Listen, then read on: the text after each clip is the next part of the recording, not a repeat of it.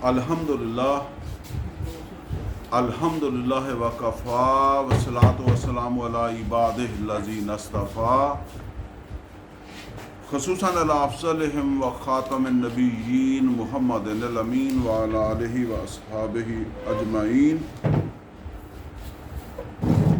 اعوذ باللہ من الشیطان الرجیم، بسم اللہ الرحمن الرحیم۔ قال اللہ عز وجل فی کتابہ الکریم الذین ينفقون اموالهم باللیل والنہار سرا وعلانیہ فلہم اجرہم عند ربہم ولا خوف علیہم ولا هم يحزنون۔ صدق اللہ العلی العظیم۔ رب اشرح لی صدری ویسر لی امری واحلل عقدۃ من لسانی یفقہوا قولی۔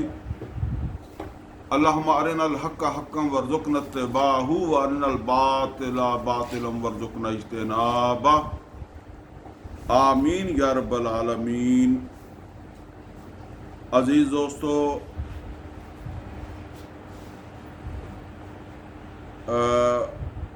آج ہم اپنی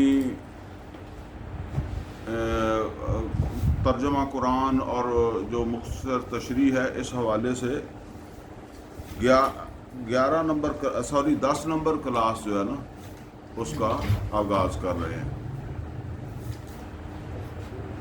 اس کا مطلب یہ ہے کہ اس سے پہلے ہماری 9 کلاسیں ہوئی ہیں۔ ان 9 کلاسوں میں ہم نے سورہ فاتحہ سے لے کر سورہ بقرہ کی آیت نمبر 273 تک جو ہے وہ پڑھ لیا ہے۔ آج یہ سورہ بقرہ کا آخری حصہ ہے اور جس میں ہم انشاءاللہ سورہ بقرہ کی آیت نمبر 274 سے آغاز کریں گے اور انشاءاللہ 286 کل آیتیں ہیں تو 286 تک اس کو انشاءاللہ جو ہے وہ پڑھ لیں گے۔ آج کا ہمارا جو درس ہے، اگرچہ جو حصہ ہم پڑھتے ہیں ہر کلاس میں اس میں کافی ساری چیزیں جو ہے وہ بیان ہوتی ہیں، لیکن ان میں سے کسی اہم چیز کو میں ذرا ہائی لائٹ بھی کر دیتا ہوں تو اس کو آپ موضوع سمجھ لیں۔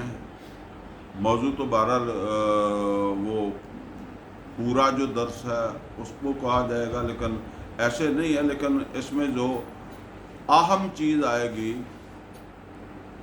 وہ یہ ہے کہ جہاد فی سبیل اللہ،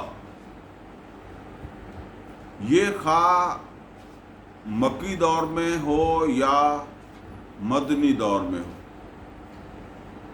عام طور پر ہمارا ایک تصور ہے کہ جہاد وہ مدینے میں آ کر شروع ہوا تھا، یہ بات درست نہیں ہے۔ یہ سمجھ لیں کہ جہاد تو پہلے دن سے ہی شروع ہو گیا تھا، اور قرآن حکیم میں اللہ تعالیٰ نے سورہ لقمان میں بھی اور سورہ عنکبوت میں بھی جہاد کا لفظ جو ہے وہ آیا ہے، اور بھی جو ہے وہ سورہ فرقان کے اندر بھی جو ہے وہ جہاد کا لفظ آیا۔ اب سورہ عنکبوت جو ہے یہ نازل ہو رہی ہے مکہ میں، اور مکہ میں بھی اس کا زمانہ جو ہے وہ کوئی 5 نبوی کا زمانہ ہے، وحی کے نزول کو 5 سال ہو رہے ہیں۔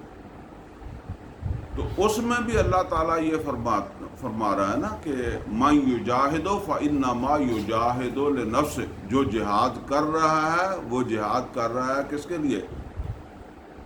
اپنے فائدے کے لیے، اپنی ذات کے لیے۔ اس کا مطلب جہاد تو کر رہا ہے۔ اب یہ بات کہ یہ جہاد جو ہے وہ کون سا ہے، یا اس کو ہم کس طریقے سے جو ہے وہ سمجھائیں کہ کس جہاد کی طرف اشارہ ہے۔ یہ سورہ عنکبوت کا پہلا رکوع جو ہے وہ کبھی ہم پڑھیں گے تو وہاں زیادہ واضح ہو جائے گا۔ اصل کے اندر دعوت قرآن کے مرحلے میں جو قربانیاں دینی پڑ رہی تھی اور اس کے اوپر جو استقامت اختیار کرنی پڑ رہی تھی. یہ نوٹ کر لیں کہ یہ آزمائشوں کا سلسلہ صرف دعوت و تبلیغ قرآن ہی کی وجہ سے تھا.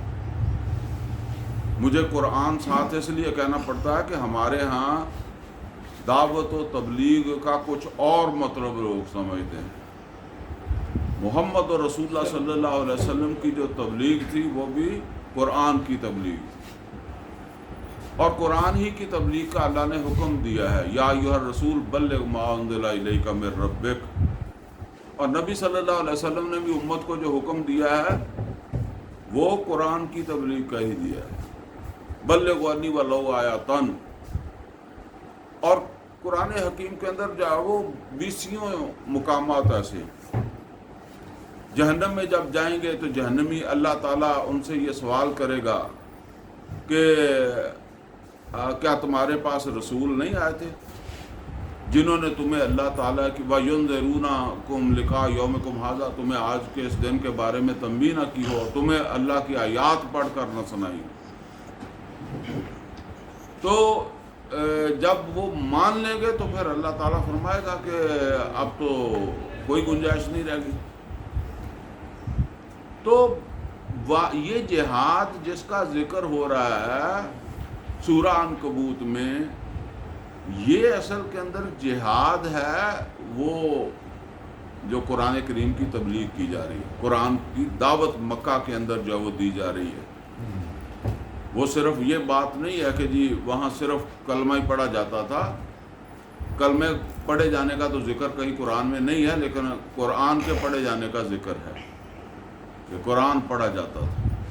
اور محمد رسول اللہ صلی اللہ علیہ وسلم بھی قرآن پڑھ کے لوگوں کو جو ہے وہ سمجھاتے تھے، تلقین کرتے تھے، نصیحت کرتے تھے.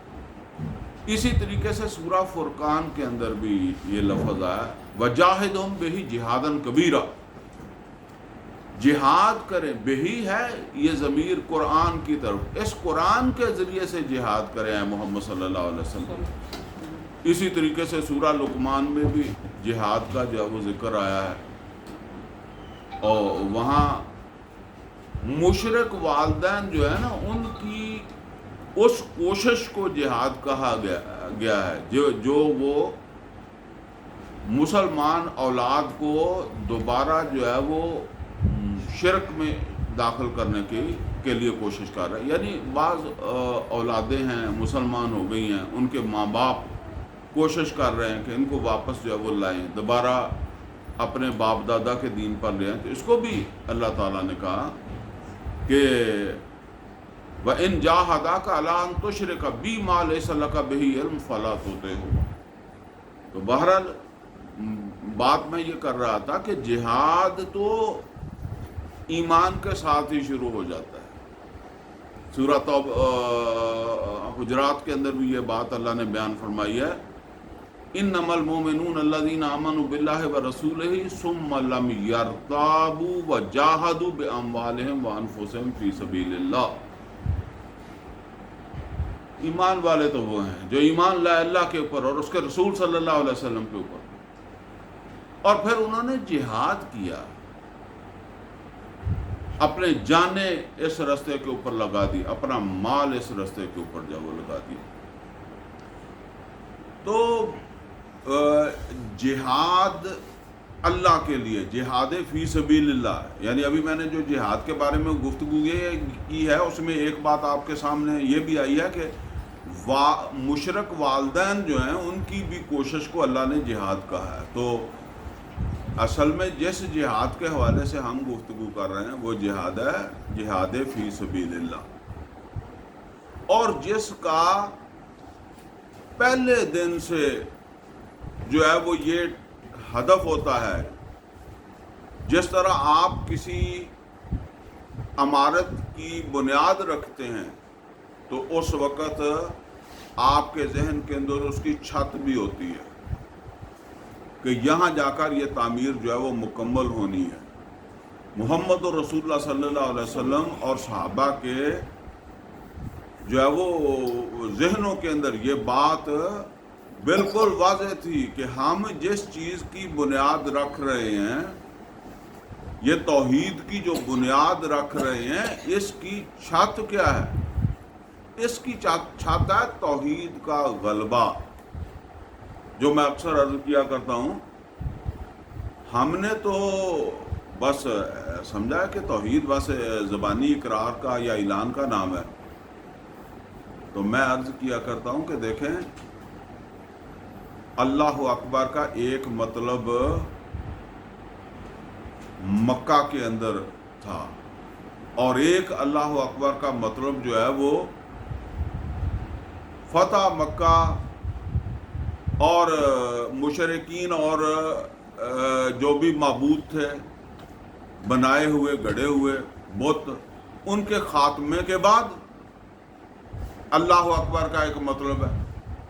میں وہ اس طریقے سے سمجھایا کرتا ہوں کہ دیکھیں، مکہ میں نبی صلی اللہ علیہ وسلم اور صحابہ کرام رضوان اللہ تعالیٰ علیہم اجمعین یہ حرم میں جاتے ہیں نا، تو حرم میں 360 بت پڑے ہوئے ہیں، تو وہاں اگر کوئی آدمی کہتا ہے اللہ اکبر، تو یہ اللہ اکبر جو ہے اس کی کوئی گواہی ماحول میں موجود نہیں ہے۔ وہاں تو 360 بت پڑے ہوئے ہیں، تو اللہ اللہ اللہ اللہ اکبر ہے، تو یہ بت پھر کیوں پڑے ہوئے ہیں؟ پھر یہ ہے کہ اس اللہ کے گھر پر جو ہے وہ بتوں کے رکھوالوں کا قبضہ ہے، ان کو تحفظ دینے والوں کا قبضہ ہے۔ شہر میں سارا شہر دائیں بائیں پورا جزیرہ عرب جو ہے وہ ان بتوں کو مان رہا ہے۔ تو اب یہاں اللہ اکبر کا کیا مطلب ہے؟ اللہ اکبر کا مطلب صرف ایک قول ہے، ایک دعویٰ ہے، ایک شخص جو کہہ رہا ہے نا، اس کا اپنا نظریہ ہے۔ جیسے آپ جو ہے وہ یہ کوئی ارادہ کر لیتے ہیں، نقشہ بنا لیتے ہیں کہ جی نقشہ بنا لیا مکان کا، لیکن یہ مکان تو نہیں ہے، یہ اس کی بنیاد ہے۔ اب اللہ اکبر یہ جو دعویٰ کیا، اس کی تکمیل کب ہوئی ہے؟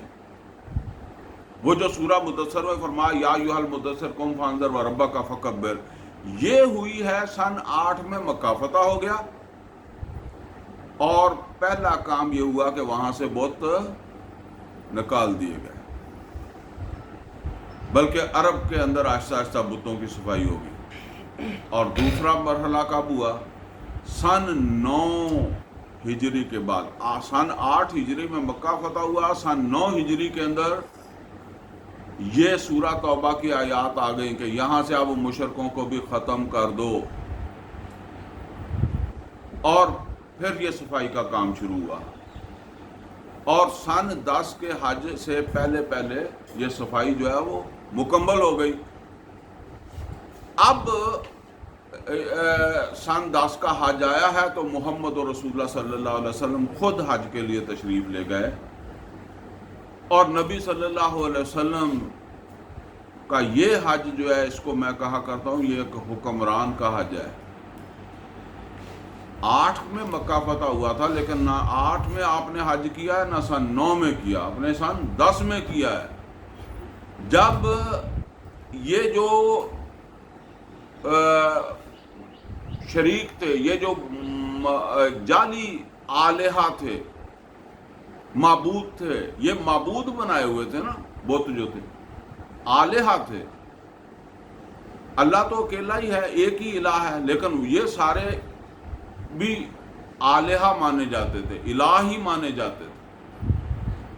تو اب ان کی صفائی بھی ہو گئی، اور ان کو ماننے والوں کی بھی صفائی ہو گئی۔ اب محمد رسول اللہ صلی اللہ علیہ وسلم عرب کے حکمران ہیں، چھت تک پہنچ گیا ہے کام۔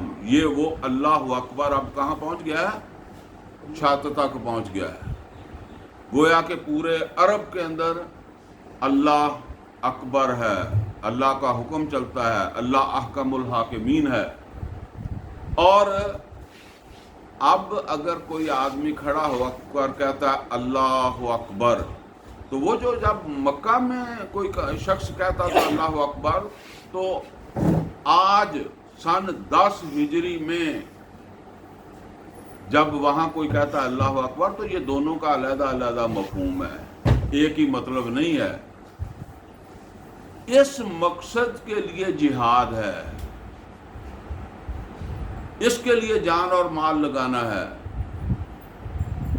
وہ جو علامہ اقبال بھی کہتا ہے نا کہ یا وسط افلاق میں تکبیر یا وسط آفاق میں تکبیر مسلسل، یعنی کبھی کبھی تو وہ مسلمان ہوتے تھے کہ آفاق کی وسطوں میں تکبیر کہا کرتے تھے۔ وہ کیا تکبیر تھی؟ اللہ اکبر۔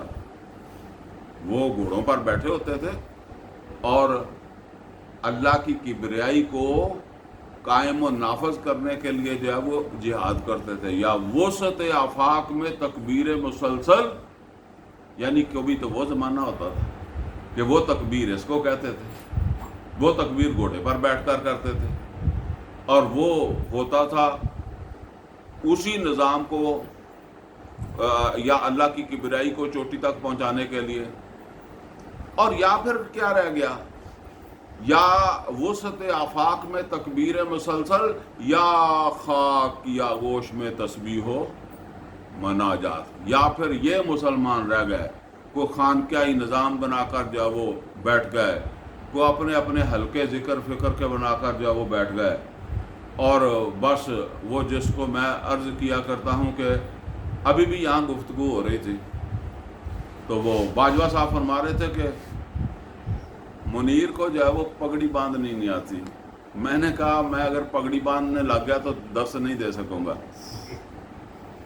آدھا پونا گھنٹہ۔ میں تو کبھی ایسی باندھ کر نہیں دیکھی، پتہ نہیں کیا وہ سارا ان کا ٹیکٹ ہی یہی ہے، اسپیشلائزیشن ہی اسی کام کے اندر ہے کہ داڑھی کی کنگھی، آنکھوں کا سرما، سر کے بال، اور یہ اور وہ، اور پلے کچھ نہیں، ٹھیک ہے نا۔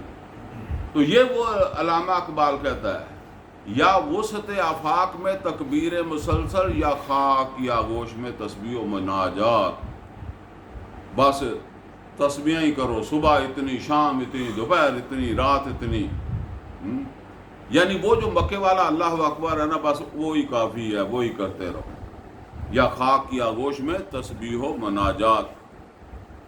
پھر وہ کہتا ہے کہ وہ مسلک مردان خود آگاہ خدامست، وہ جو گھوڑے کی پیٹھوں کے اوپر بیٹھ کر اللہ اکبر کہتے تھے نا، ہمارے کہتے ہیں جی میرا مسلک یہ ہے، ان کا مسلک کیا تھا؟ وہ کہتا ہے وہ مسلک مردان خود آگاہ خدامست۔ وہ جو لوگ تھے نا، ان کا مسلک یہ تھا کہ وہ خود آگاہی رکھتے تھے اور اللہ کی محبت میں سرشار تھے۔ اور یہ ان کا کیا حال ہے؟ مجھے وہ شعر دوبارہ پھر پڑھنا پڑتا ہے کیونکہ مجھے بھول جاتا ہے وہ۔ یا وسط آفاق میں تکبیر مسلسل یا خاک کی آغوش میں تسبیح و مناجات، وہ مسلک مردان خود آگاہ خدامست، یہ مسلک و ملا و نباتات و جمادات۔ وہ کہتا ہے کہ یہ جو مسلک ہے یہ ایک تو ہے ملا کا۔ ملا کو برا لفظ نہیں ہے، میں نے پہلے بھی کئی دفعہ بتایا ہے کہ ہماری تاریخ میں پہلے جو ہے نا وہ عالم دین کو ملا کہا جاتا ہے۔ یہ پرانی کتابیں آپ پڑھیں گے نا تو ان میں آپ کو بڑے بڑے لوگوں کے ساتھ، وہ پرانی کتاب پڑھیں، نئے تو انہوں نے بدل دیے نا، تو وہ بڑے بڑے مولویوں کے ساتھ ملا مودودی، ملا حسین احمد مدنی، اس طرح وہ لکھتے تھے۔ تو اصل کے اندر فارسی میں وہ ملا اس کو جو ہے وہ کہتے تھے، تو وہ کوئی وہ برا لفظ نہیں تھا۔ پھر آہستہ آہستہ وہ لفظ جو ہے وہ تھوڑا سا ناپسندیدہ ہو گیا، تو پھر مولوی آنے لگا نا، یعنی جو عالم ہوتا تھا ذرا صحیح، جس کے لوگ سمجھتے تھے اس کو مولوی کہتے تھے، تو عام کو کہتے تھے ملا۔ اور پھر اس کے بعد یہ ترقی میرے دیکھتے دیکھتے ہوئی ہے، پھر مولانا کا لفظ آ گیا، تو اب ہر نتھو خیرے کے ساتھ مولانا کا لفظ لگ جاتا ہے.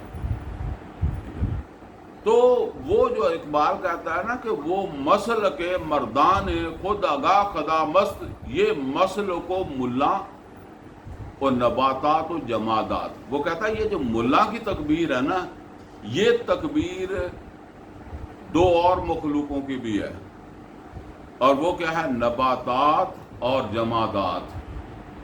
یہ پہاڑوں کی بھی یہی تسبیح ہے جو یہ مولوی کرتا ہے، اور درختوں کی بھی وہی ہے.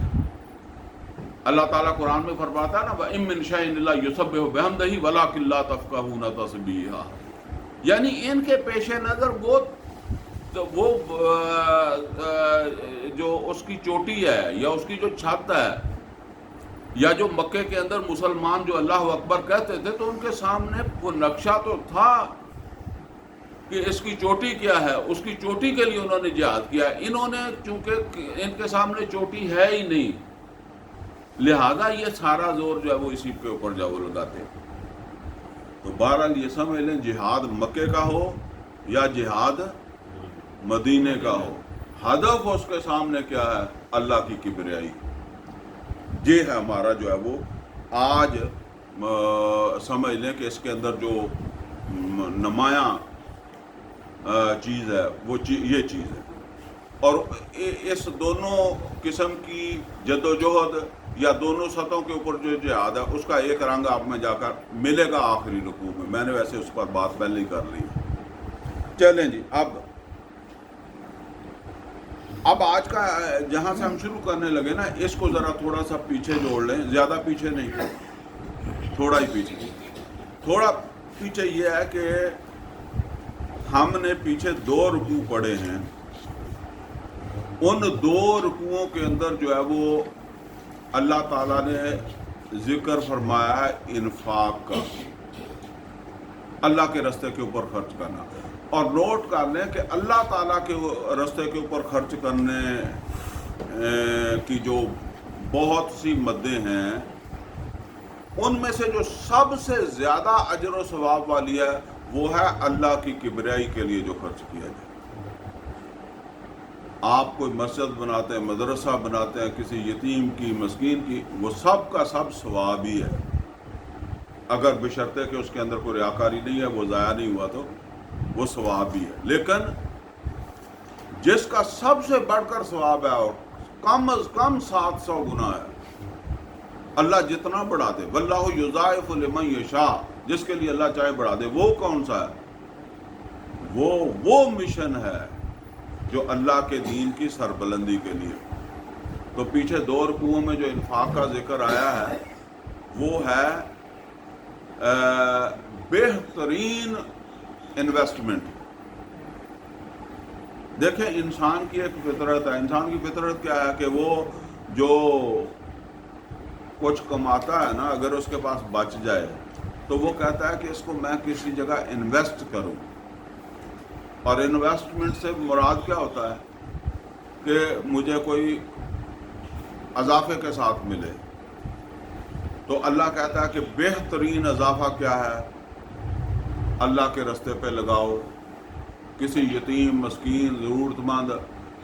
اور اس سے بڑھ کر یہ ہے کہ اللہ تعالیٰ کے دین کو اگر ضرورت ہے تو اس کے اندر جو وہ لگاؤ. دین کی سربلندی کے لیے اپنا وقت، صلاحیت، جان، مال لگاؤ. اس جیسا تو پھر بڑھاوا ہونا ہی نہیں ہے، بڑھوتری ہونی نہیں ہے. یہ سب سے زیادہ بڑھوتری ہو جائے گی اس میں. اور وہ پھر پورے 2 رکوعوں کے اندر یہ بات آ گئی. اچھا، اب اگلی بات آ رہی ہے. اگلی بات کیا ہے؟ اگلی بات یہ ہے کہ انسان وہاں تو انویسٹ نہیں کرتا، یعنی اللہ کے دین کی سربلندی کے لیے یا یتیم، مسکین معاشرے کے اندر جو ہے وہ دوسروں کی ہیلپ کے لیے تو صرف نہیں کرتا، انویسٹ نہیں کرتا. دل نہیں مانتا اس کا، کیونکہ ظاہر بات ہے کہ وہ بڑھ کر کب ملنا ہے؟ قیامت کے دن. یہاں تو نہیں ملنا، وہ ملنا ہے وہاں. تو آدمی کا دل جو ہے وہ مطمئن نہیں ہے، تو پھر ایک بدترین صورت ہے کہ وہ تمہیں یہاں ہی مل جائے گا لیکن ہے وہ بدترین سود، اور وہ کیا ہے؟ اپنی انویسٹمنٹ سود میں کر لو، ٹھیک ہے نا، وہ ہے بہترین اور یہ ہے بدترین انویسٹمنٹ۔ اور انویسٹمنٹ کا مطلب ایک ہی ہوتا ہے کہ اضافہ ہو، ٹھیک ہے نا، یہ تم نے یہاں انویسٹ کر لیا لیکن یہ بدترین ہے۔ اب یہ ہے، یہ بدترین انویسٹمنٹ جو ہے اس کا ذکر آ رہا ہے۔ چلیں، فرمایا الذین ینفقون اموالہم باللیل والنہار، وہ لوگ جو اپنے مال خرچ کرتے ہیں رات و دن۔ رات و دن سے مراد جب بھی ضرورت، جب بھی موقع ملا، جب کوئی ایسی صورتحال آ گئی کہ اب کسی جگہ ضرورت ہے تو وہاں لگا رہے ہیں۔ دن دیکھتے ہیں نہ رات دیکھتے ہیں، دوسرے لفظوں میں آپ سمجھ لیں کہ یہ جیسے ہم عام طور پر کہتے ہیں کہ یہ نہیں دن اور رات کو دیکھتا۔ الذین ینفقون اموالہم باللیل والنہار سرا وعلانیہ، اور چھپے بھی اور ظاہر بھی۔ اور میں نے یہ بات شاید پہلے بھی عرض کی ہے کہ اگر کسی کو انفرادی سطح پر آپ کوئی اس کی سپورٹ کر رہے ہیں تو اسے تو ضرور پوشیدہ ہی ہونا چاہیے، کیونکہ اس کی بھی عزت نفس ہے، کئی سارے مسئلے ہیں، یہ ساری چیزیں سمجھنی چاہیے۔ لیکن البتہ بعض موقعوں پر اسے چھپایا نہیں جا سکتا، اجتماعی معاملات ہوتے ہیں۔ اب اگر آپ کوئی مسجد بنا رہے ہیں تو ظاہر ہے محلے والوں کو پتہ لگ ہی جائے گا فلاں بندہ بنا رہا ہے، ٹھیک ہے۔ اسی طریقے سے لوگ تبوک کے لیے مال لے کر آ رہے ہیں، اب وہاں تو بالکل ہی ممکن نہیں تھا، کیونکہ بعض سے تو نبی صلی اللہ علیہ وسلم سوال کرتے تھے کہ کیا لے کر آئے ہو، کیا چھوڑ کے آئے ہو، تو یہ جو ہے نا وہ ظاہر ہو جائے گا۔ تو یہاں فرمایا کہ سرم وعلانیہ، خواہ وہ خرچ کریں پوشیدہ اور یا خرچ کریں وہ اعلانیہ، فَلَهُمْ أَجْرُهُمْ عِنْدَ رَبِّهِمْ، تو ان کا اجر ان کے رب کے ہاں محفوظ ہے۔ وَلَا خَوْفٌ عَلَيْهِمْ وَلَا هُمْ يَحْزَنُونَ، ان کے لیے کوئی خوف نہیں ہے اور نہ ان کو کوئی پریشانی ہوگی، نہ ان کو کوئی کام بھی کرنا چاہیے۔ یعنی مطلب یہ ہے، خوف کس بات کا؟ خوف اس بات کا کہ اللہ کے رستے کے اوپر لگائیں گے تو غریب ہو جائیں گے۔ شاید پچھلی مرتبہ بھی یہ بات آئی تھی کہ دیکھیں نبی صلی اللہ علیہ وسلم کے زمانے میں ہم جب یہ پڑھتے ہیں کہ آپ کو یقین آ جاتا ہے کہ جی کوئی آدمی جو ہے وہ اپنے گھر کا سارا مال ہی لے کر جا رہا ہے، کوئی آدھا لے کر جا رہا ہے۔ لوگوں نے اپنے گھر بار چھوڑ ہی دیے مکہ میں صرف اللہ کے لیے، صرف اللہ کے دین کے لیے چھوڑے ہیں نا۔ باقی اگر نماز روزے کے لیے چھوڑے ہیں تو وہ تو درست نہیں ہے، اس لیے کہ دنیا کی سب سے بڑی مسجد جو تھی وہ تو مکہ میں تھی، اس کو تو چھوڑ کر گئے ہیں۔ ثواب جہاں سب سے زیادہ مل سکتا تھا وہ تو مکہ میں مل سکتا تھا، تو انہوں نے اس سب کو جو ہے وہ چھوڑا ہے۔ تو ہم سوچتے ہیں کہ وہ دوبارہ اپنے پاؤں پر کھڑے کیسے ہو گئے، ہماری سمجھ میں نہیں آتا۔ لیکن قرآن میں جب آپ پڑھیں گے تو قرآن میں اللہ تعالیٰ واضح طور پر فرماتا ہے کہ تم اگر اللہ کے راستے کے اوپر خرچ کر رہے ہو تو اس کی وجہ سے غربت تمہیں نہیں آئے گی۔ غربت اگر آئے گی تو وہ تمہارے اپنے مقدر میں لکھی جا چکی ہے، وہ اللہ کی طرف سے فیصلہ ہو چکا ہے، وہ تمہارا مٹھی بند کرتے کرتے ہی آ جائے گی، جیب پر ہاتھ رکھتے رکھتے ہی آ جائے گی۔ اور جب اللہ تعالیٰ کی طرف سے کشادگی ہے، واللہ یقبض ویبسط، جب اللہ کی طرف سے کشادگی ہے تو خرچ کرتے رہے۔ یہ نہیں کہ تم وہ آوارہ گردی کرو، فضول خرچی کرو، اللہ کے راستے کے اوپر خرچ کرنے سے تمہیں غربت نہیں آنے لگی۔ یہ بات ہے کہ ان کو یہ ڈر نہیں ہونا چاہیے کہ اللہ کے راستے کے اوپر خرچ کرنے کی وجہ سے ہمیں غربت آئی ہے۔ میں وہ عرض کیا کرتا ہوں کہ آپ ذرا سوچیں، ہم 5-5 6 بچے پالتے ہیں، کبھی ہم نے سوچا ہے کہ جی چلیں ہم یہ فرض کر لیتے ہیں کہ ہمارا ایک 7واں بچہ بھی ہے، تو وہ 7ویں بچے کو بھی ہم نے پالنا تھا نا، وہ 7واں بچہ ہم اللہ کے دین کو سمجھ لیتے ہیں کہ جتنا میں 5 بچوں کے اوپر خرچ کر رہا ہوں نا، اسی اوقات سے میں چلے دین کے رستے کے اوپر لگا دوں، میں سمجھتا ہوں جی ایک ود جم پیاس ہیں، لیکن ایسا ہوتا نہیں ہے، ایسی ہمارے اندر حوصلہ ہی نہیں ہے، ایسی ہمارے اندر ہمت ہی نہیں ہے، اور صورتحال یہ ہے کہ مرتے دم تک ہم اسی طرح ہی مر جاتے ہیں، بھوکے ہی مر جاتے ہیں، حسرت سے ہی مر جاتے ہیں، کمی پوری نہیں ہوتی، یہ بھی ہو جائے، یہ بھی نہیں ہوگا، وہ نہیں ہوگا، ٹھیک ہے نا۔ یہ وجہ جو اللہ تعالیٰ یہاں فرما رہا ہے کہ جو اللہ کے رستے کے اوپر خرچ کریں گے، تو ایک تو یہ ہے کہ انہیں خوف نہیں ہونا چاہیے۔ میں پھر بتا دوں کہ غربت تو آ سکتی ہے، لیکن وہ پھر اللہ نے فیصلہ کیا ہوا ہے، تو وہ تو آپ خرچ کریں نہ کریں تب بھی آ جانی ہے۔ تو ولا خوف علیہم ولا ہم یحزنون، اور انہیں کوئی غم نہیں ہوگا۔ غم کس چیز کا؟ جب قیامت کے دن اللہ کے سامنے پہنچیں گے نا، تو کئی لوگوں کو تو غم ہوگا، ہم خرچ نہیں کر سکے، ہم بچے ہی پالتے رہ گئے، ہم اولادیں ہی سنبھالتے رہ گئے، ہم مکانوں پر ہی سوچتے رہے کہ جی مکان نہیں ہے، پلاٹ نہیں ہے، دکان نہیں ہے، کاروبار نہیں ہے، یا دوسرے کوئی مشاغل ہیں، ہمارے وہ ہی نہیں پورے ہو سکے۔ کاش ہم خرچ کر لیتے۔ قرآن کریم میں آتا ہے نا کہ وہ ایمان والے ہوں گے نا جو یہ کہیں گے کہ لولا اخرتنی الی اجل قریب، کیوں نہ تھوڑا سا موقع اور دیا ہوتا تو نے، فاصدق واکم من الصالحین، میں بھی صدقہ کرتا اور صالحین میں سے ہو جاتا۔ صدقہ نہیں کر سکا، خرچ نہیں کر سکا، میرے سامنے لوگ کر رہے تھے، وہ ابو بکر صدیق رضی اللہ تعالیٰ عنہ اپنے گھر کا سارا مال لے کر آ رہے تھے، کوئی آدھا لے کر آ رہا تھا، اور میرا حوصلہ نہیں پڑا، اگر تھوڑا موقع مل جائے تو میں اب اسے خرچ کرنا چاہتا ہوں۔ تو یہ حزن نہیں ہوگا۔ کسی نے سینما بھی تو بنایا ہی ہوگا نا، اس کو اپنے مال پہ قیامت کے دن حزن ہوگا کہ نہیں ہوگا؟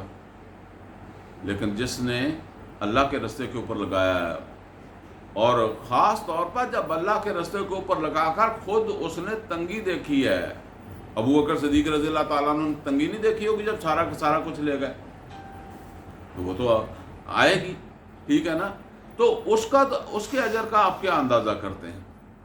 کوئی حزن نہیں ہوگا، خوشی ہوگی کہ میں فائدہ اٹھا گیا، میں نے چانس کو اویل کر لیا۔ الذین یاکلون الربا، اور اب فرمایا اور وہ لوگ جو سود خوری کرتے ہیں، لا یقومون الا کما یقوم الذی یتخبطہ الشیطان من المس، وہ قیامت کے دن اللہ تعالیٰ کے سامنے کھڑے نہیں ہو سکیں گے۔ اللہ کے سامنے کھڑا ہونا ہے نا، جو فرمایا ایک حدیث میں بھی، لن تزول قدم بنی آدم، آدم کے کسی بچے کے قدم اللہ کے سامنے سے ہل نہیں سکیں گے حتیٰ یسأل عن خمس۔ اللہ تعالیٰ فرما رہا ہے لا یقومون الا کما یقوم الذی یتخبطہ الشیطان من المس۔ یہ شیطان کا مس کرنا کیا ہے؟ وہ ہمارے عام طور پر کہتے ہیں جن چمبڑ گیا، وہ جن جس کو کہتے ہیں نا وہ امبیلنس ہوتا ہے، ٹھیک ہے نا، جیسے شرابی ڈگمگاتا ہے، کوئی بات سیدھی نہیں کر رہا ہوتا۔ تو یہ کیفیت ہوگی جس وقت وہاں وہ اللہ کے آگے کھڑے ہوں گے۔ کیوں؟ ذالک بانہم قالوا، اس لیے کہ وہ یہ کہتے ہیں انما البیع مثل الربا، یہ تجارت بھی تو سود ہی کی طرح ہے۔ یہ آج بھی لوگ کہتے ہیں، ایسا کہہ دیتے ہیں، وہ کہتا ہے جی کہ ایک آدمی جو ہے وہ پیسے سود پر اس نے لیے ہیں، اس نے محنت کی ہے، اس نے کچھ کمایا ہے، تو اس کمائی میں سے جو ہے وہ اس کو بھی دے دیا جس سے پیسے لیے۔ تو یہ آج دلیل نہیں ہے، یہ دلیل قرآن کریم کے اندر اس زمانے میں بھی لوگ دیتے تھے۔ تو اللہ تعالیٰ نے فرمایا کہ یہ اس لیے کہ وہ کہتے ہیں انما البیع مثل الربا، یہ بیع تجارت یہ بھی تو سود ہی کی مانند ہے. کیوں بھائی میں نے یہاں سے ایک چیز خریدی ہے، موٹر سائیکل خریدا ہے، ابھی میں نے اس میں پیٹرول بھی نہیں ڈلوایا، تو وہیں کھڑے گاہک آ گیا، میں نے خریدا تھا 10,000 کا، آج کل ویسے 10,000 کا تو آتا نہیں، چلو 40,000 کا خریدا، تو 40,000 کا خریدا، تو ابھی میں اس کے اوپر بیٹھا نہیں تھا، تو ایک آدمی آ گیا، اس نے کہا جی 42,000 کا مجھے دے دیں، تو میں نے دے دیا، میرا کیا لگا اس میں؟ کچھ نہیں. تو وہ کہتے ہیں کہ یہ پھر جائز ہے ناجائز ہے؟ تو اللہ تعالیٰ نے فرمایا کہ یہ پھر اس طرح کی مثالیں دیتے ہیں، انما البیع مثل الربا، بیع بھی تو تجارت بھی تو سود ہی کی طرح ہے، لیکن اللہ نے فرمایا وَأَحَلَّ اللَّهُ الْبَيْعَ وَحَرَّمَ الرِّبَا. سمجھ آئی ہے یا نہیں آئی؟ اللہ نے حلال کیا ہے بیع کو اور حرام کیا ہے سود کو. اللہ نے حرام کر دیا سود اور حلال کر دیا تجارت. اب فرمایا فمن جاہ موعظۃ من ربہ، اور جس کے پاس بھی اس کے رب کی یہ ہدایت پہنچ گئی، یہ نصیحت پہنچ گئی. کیا نصیحت پہنچ گئی؟ کہ اللہ تعالیٰ جو ہے وہ سود سے منع کرتا ہے، اللہ روکتا ہے. تو فرمایا کہ فمن جاہ موعظۃ من ربہ، جس کے پاس یہ نصیحت اس کے رب کی جانب سے پہنچ گئی، فانتہا، تو پھر وہ رک گیا، منع ہو گیا، اس سود کو اس نے چھوڑ دیا، فَلَهُ مَا سَلَف، تو اس کے لیے ہے جو اس نے پہلے کر لیا. یعنی پتہ نہیں کب سے کر رہا تھا، تو اب وہ اگر پچھلا حساب کرنا شروع کر دے تو بندہ دے ہی نہیں سکتا. یہ جو لوگ رشوت لیتے ہیں نا، تھوڑی تھوڑی رشوت لیتے ہیں، یہ کبھی ریٹائرمنٹ پر جا کر حساب کریں نا کہ ہم واپس کر دیں، تو یہ واپس کر ہی نہیں سکتے. آپ دکاندار سے تھوڑا تھوڑا سودا لیتے ہیں، مہینے 2 مہینے بعد نہ پوچھیں، مہینے 2 مہینے بعد جا کر پوچھیں تو آپ کی آنکھیں باہر آنے لگ جائیں گی کہ اتنا کیسے ہو گیا جی. وہ تھوڑا تھوڑا کر کے ہو جاتا ہے. ایک واقعہ چھوٹا سا میں سنا دوں. ایک پٹواری صاحب تھے، پتہ نہیں زندہ فوت ہو گئے. اللہ نے ان کو ہدایت دی ریٹائرمنٹ کے بعد، تو انہوں نے فیصلہ کیا کہ میں نے آج تک جو لیا تھا نا وہ واپس کرنا. تو وہ ہر گاؤں کے اندر جو وہ گیا، جہاں کہیں اس نے نوکری کی تھی، تو وہاں اس نے اعلان کیا کہ میں نے جس سے پیسے لیے ہیں مجھ سے لے لیں. آپ یقین کریں اس کے پاؤں میں جوتا نہیں ہوتا تھا، بدن پہ کوئی کپڑا نہیں ہوتا تھا ڈنگ کا، فقیر ہو گیا. ٹھیک ہے نا، کیونکہ اس وقت تو لے کر بندہ کھاتا رہا ہے نا، اور آگے پیچھے بھی دیتا ہوگا. ٹھیک ہے، اب اسے سمجھ آ گئی، کھلے، بہرحال اللہ اس کو اجر دے گا. اس نے بہت بڑا ایک جو ہے وہ قدم اٹھایا نا. ایک لوگ اصل کے اندر چاہتے کیا ہیں؟ لوگ چاہتے ہیں کہ میں ٹھگی مار لوں اور پھر اللہ میری توبہ قبول کر لے. ٹھگی کا مال واپس نہ کروں، رشوت واپس نہ کروں، ظلم واپس نہ کروں. اور بعض اوقات پھر اس طرح کے کاموں کے اندر ہو جاتا. اللہ تعالیٰ نے فرمایا کہ پہلے اللہ کا حکم بھی نہیں آیا تھا، لہذا جو پہلے والا ہے نا، یہ نہیں معاف کا نہیں اللہ نے کہا بس اس کو اس کا مسئلہ ڈسکس نہ کرو، جیسے کہتے ہیں، پیچھے گیا. فَلَهُ مَا سَلَفَ وَأَمْرُهُ إِلَى اللَّهِ، اس کا معاملہ اللہ کی طرف چلا گیا ہے، اللہ اسے معاف کرتا ہے یا اسے حساب لیتا ہے. یہ یہاں لین دین اس کا ختم ہو گیا. البتہ آگے فرمایا وَمَنْ عَادَ، اور جس نے اس کا اعادہ کیا، اعادے سے مراد کیا ہے؟ رپیٹ کیا، جو اب اس میں ملوث ہوگا، فَأُولَٰئِکَ أَصْحَابُ النَّارِ، یہ ہوں گے آگ میں جانے والے. اچھا، ہم رپیٹ کرتے ہیں یا پہلی دفعہ کرتے ہیں؟ یہ بھی سوچنے والی بات ہے. قرآن تو آ گیا 1400 سال پہلے. اللہ کہتا ہے فمن عادا، جس نے اس کا اعادہ کیا، جس نے اس کو ریپیٹ کیا، فاولئک اصحاب النار، تو وہ آگ میں جانے والے ہوں گے. کیسی آگ میں؟ وہم فیہا خالدون، اور اس میں رہیں گے وہ ہمیشہ۔ آگے کیا فرمایا؟ یمحق اللہ الربا ویربی الصدقات، یمحق اللہ الربا، اللہ تعالیٰ سود کو مٹاتا ہے۔ پہلے تو اس کو سمجھ لیں، اللہ تعالیٰ سود کو مٹاتا ہے۔ مٹانے سے کیا سمجھا آپ نے؟ کہ جس طرح وہ اسکول میں بچے پڑھتے تھے تو عام طور پر وہ بلیک بورڈ ہوتا تھا یا آج کل وائٹ بورڈ ہوتا ہے، تو اس کے اوپر وہ لکھ دیتا ہے کوئی چیز، پھر اس کو کیسے مٹاتا ہے؟ وہاں سے کوئی ڈسٹر اٹھا کر اسے مٹا دیتا ہے۔ تو کیا اللہ ایسے ہی مٹاتا ہے کہ یا کسی دیوار پہ اوپر جو ہے وہ لکھا ہوا تھا تو اللہ مٹاتا ہے؟ نہیں، یہ سود اس معاشرے کے معاشی سسٹم کے اندر جو ہے وہ داخل تھا۔ جس طرح آپ کہتے ہیں نا کہ بدن کے اندر ہماری وہ شریانیں، وریدیں وغیرہ، رگیں جن میں خون چل رہا ہے نا، وہ پورے جسم کے اندر ہر جگہ پہنچی ہوئی ہے نا، اس طرح یہ سود جو تھا اس معاشرے کے اندر جو ہے وہ اس کے معاشی نظام میں یہی کردار ادا کر رہا تھا۔ تو اس کا مطلب کیا تھا کہ اس معاشرے کا ایک ایسا آپریشن کہ جس میں ان کے معاشی نظام سے ان کو جو ہے وہ نکالنا ہے، یہ کیا مکے میں بیٹھے بیٹھے ہو سکتا تھا؟ اس جہاد، اس جدوجہد اور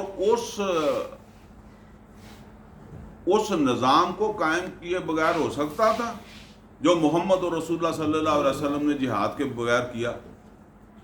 اچھا، اللہ جو چاہتا ہے تو آپ ذرا سوچیں نا کہ آپ کے شہر میں کتنی جماعتیں ہیں، دینی جماعتیں بھی ہیں، جماعت اسلامی بھی ہے، تنظیم اسلامی بھی ہے، شبان المسلمین بھی ہے، تبلیغی جماعت بھی ہے، مولانا فضل الرحمان کی جماعت بھی ہے، اور تار القادری جیسے، اور پتہ نہیں کیا کیا۔ یہ دینی لوگ ہیں، بڑے بڑے خانقاہوں والے، پیر پگڑیوں والے، بڑے بڑے جو ہے وہ عالم بیٹھے ہوئے ہیں، تو وہ اس کو کیوں نہیں مٹاتے؟ اس لیے کہ وہ مٹا سکتے ہی نہیں۔ مٹا اس وقت سکتے ہیں جب وہ قوت حاصل کریں گے، طاقت حاصل کریں گے، نظام ان کے کنٹرول میں ہوگا۔ نظام کنٹرول میں آیا ہے تو اب آپریشن ہوا ہے اس معاشرے کا، اور اب سود ختم ہوا ہے، اور سود کے احکامات آئے بھی آخر کے اوپر ہی ہیں، ٹھیک ہے نا؟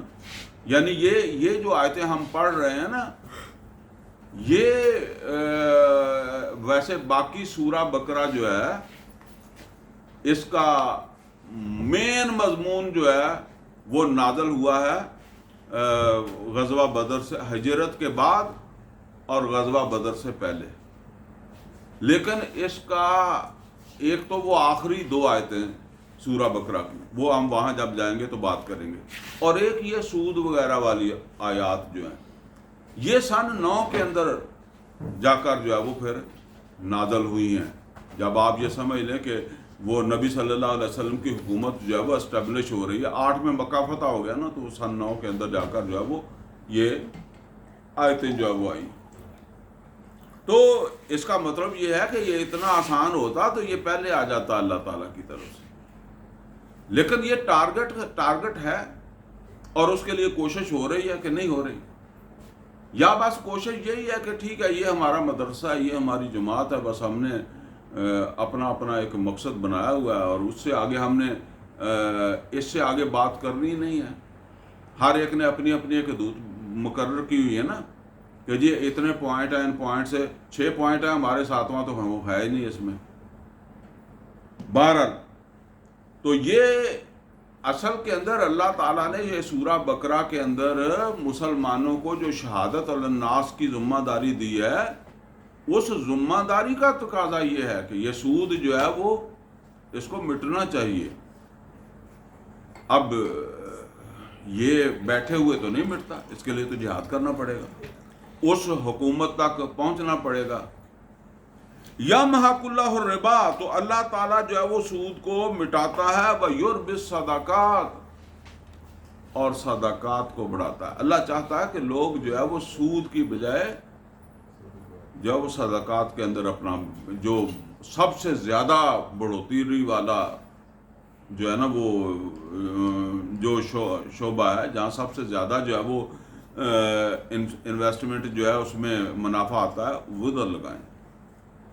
واللہ لا یحب کل کفار نسیم، اور اللہ تعالیٰ کسی ناشکر گناہ گار کو محبت نہیں کرتا جس کو اللہ نے دولت دی ہے تو اب وہ اسے بڑھانے کے لیے سود کے اندر جو ہے وہ ملوث ہو رہا ہے۔ ان الذین آمنوا وعملوا الصالحات، جو لوگ ایمان لائیں گے اور عمل صالح کریں گے، واقام الصلاۃ، نماز قائم کریں گے، وآتوا الزکاۃ، زکوٰۃ ادا کریں گے، لہم اجرہم عند ربہم، ان کا اجر ان کے رب کے ہاں محفوظ ہے، ولا خوف علیہم ولا هم یحزنون، تو ان کے لیے نہ کوئی خوف ہوگا نہ کوئی حزن ہوگا۔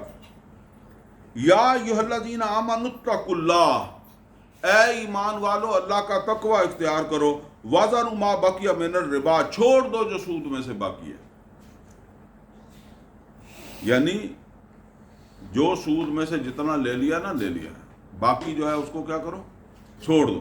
وذروا ما بقی من الربا ان کنتم مؤمنین، اگر تم مومن ہو تو، نہیں مومن ہو، نہیں تمہارا یقین، تو بس ایسے ہی تم نے کہا تھا اشہد اللہ الہ الا اللہ، یا ایسے ہی تم نے اپنے آپ کو مسلمان سمجھ لیا، تو پھر جو ہے نا وہ اور بات ہے۔ ادروائز کیا ہے؟ ادروائز یہ ہے کہ اس کو جو ہے وہ چھوڑ دو سود کو۔ فَإِن لَمْ تَفْعَلُوا، اگر تم ایسا نہیں کرو گے، فَأَذَنُوا بِحَرْبٍ مِّنَ اللَّهِ وَرَسُولِهِ، تو پھر یہ نوٹ کر لو کہ اللہ اور اس کے رسول صلی اللہ علیہ وسلم کے ساتھ جو ہے نا وہ جنگ خبردار ہو جاؤ، اللہ اور اس کے رسول صلی اللہ علیہ وسلم سے پھر تمہاری جنگ ہے، یعنی اگر نہیں چھوڑتے تو پھر اللہ اور اس کے رسول کے تم دشمن ہو۔ تم نے پڑھا ہوا ہوگا کلمہ، تم سمجھتے ہوگے اپنے آپ کو مسلمان، اور یار ذرا غور بھی کر لیں کہ یہ بات بھی کن سے کہی جا رہی ہے، آیت کہاں سے شروع ہو رہی ہے؟ یا ایھا الذین آمنو، آپ کہیں کافروں پر لگا دیں، اے ایمان والو، ایمان والوں کو کہا جا رہا ہے، اتقوا اللہ، اللہ سے ڈرو، وذروا ما بقی من الربا، چھوڑ دو جو سود میں سے باقی ہے، ان کنتم مومنین، اگر تم واقعی مومن ہو تو۔ اور فَإِن لَمْ تَفْعَلُوا، اگر تم ایسا نہیں کرو گے، فَأَذَنُوا بِحَرْبٍ مِّنَ اللَّهِ وَرَسُولِهِ، تو اعلان ہے اللہ اور اس کے رسول کی طرف سے جنگ کا،